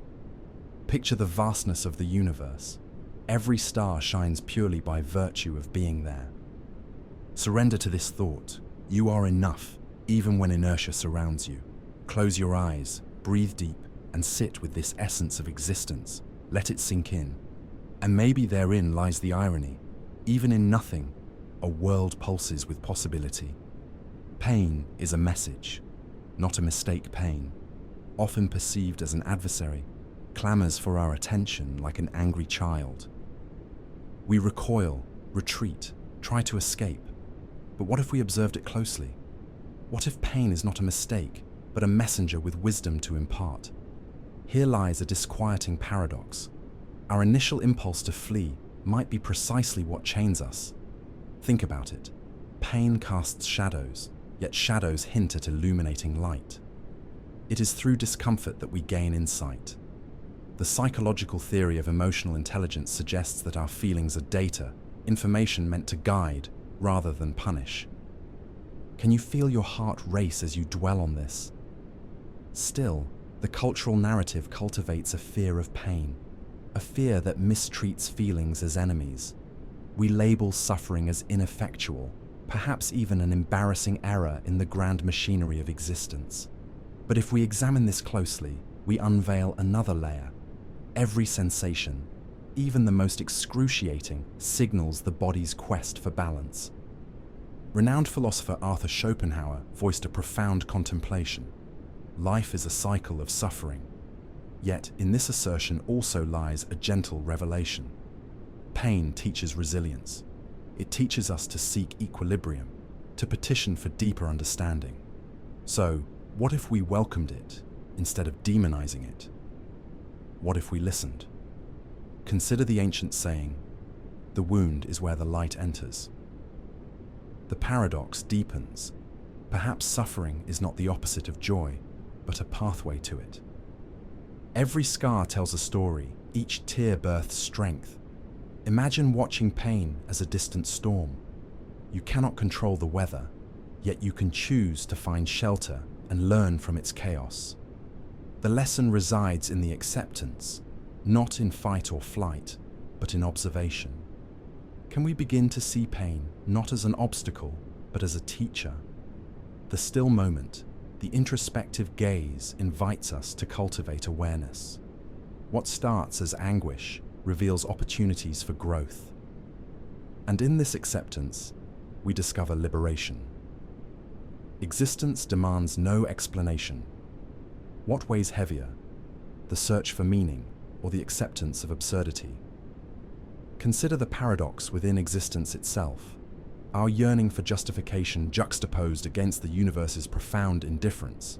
Perhaps, in acknowledging this, we unravel the thread that binds us to irrational validation. But here's the catch.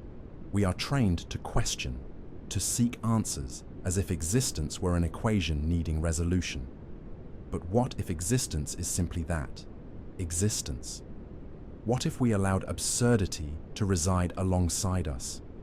Friedrich Nietzsche, the philosopher who chased the shadows of doubt, posited that when confronted with the absurd, one must find joy. Existence, devoid of clear answers, could compel us to embrace life in its ambiguity. Each breath hints at an unseen tapestry woven between chaos and calm, a reality that does not require exposition. Reflect on the vastness of the cosmos, its silence echoing wisdom. In every star flickering against the night's canvas, we glimpse life's inherent mystery. Is it not wondrous that we exist at all, even amid confusion and uncertainty? And yet, how often do we waste our lives searching and striving for clarity? Allowing ourselves to simply be reveals a profound paradox.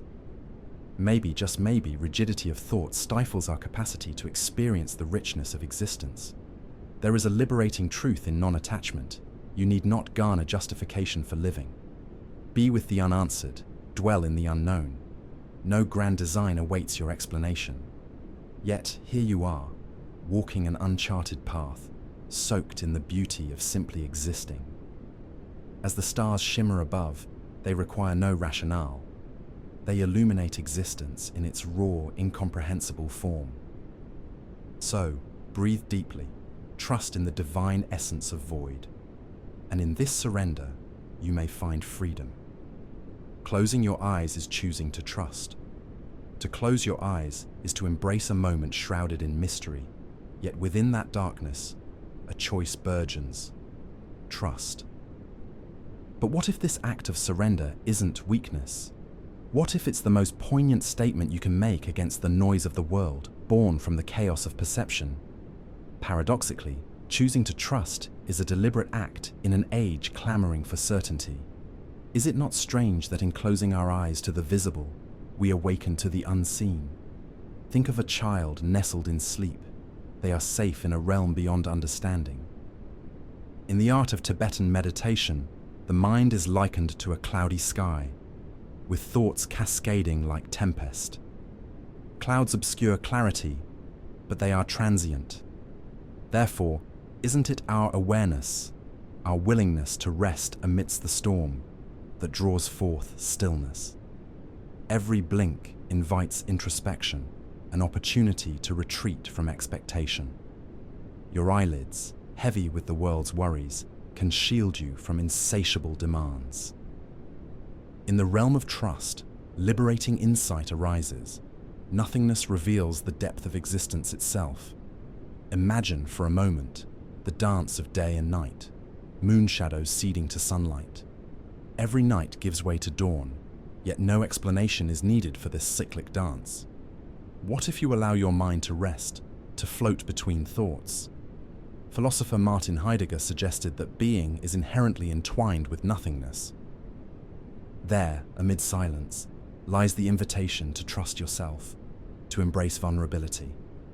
When we trust, we relinquish control. This paradoxically grants clarity. We understand that existence flows, unbound by chains of perfection or anticipation. So, as you close your eyes, take a leap beyond uncertainty. Trust in the depth of your spirit, in the realms that exist beyond sight. And maybe, in that stillness, you will find your light.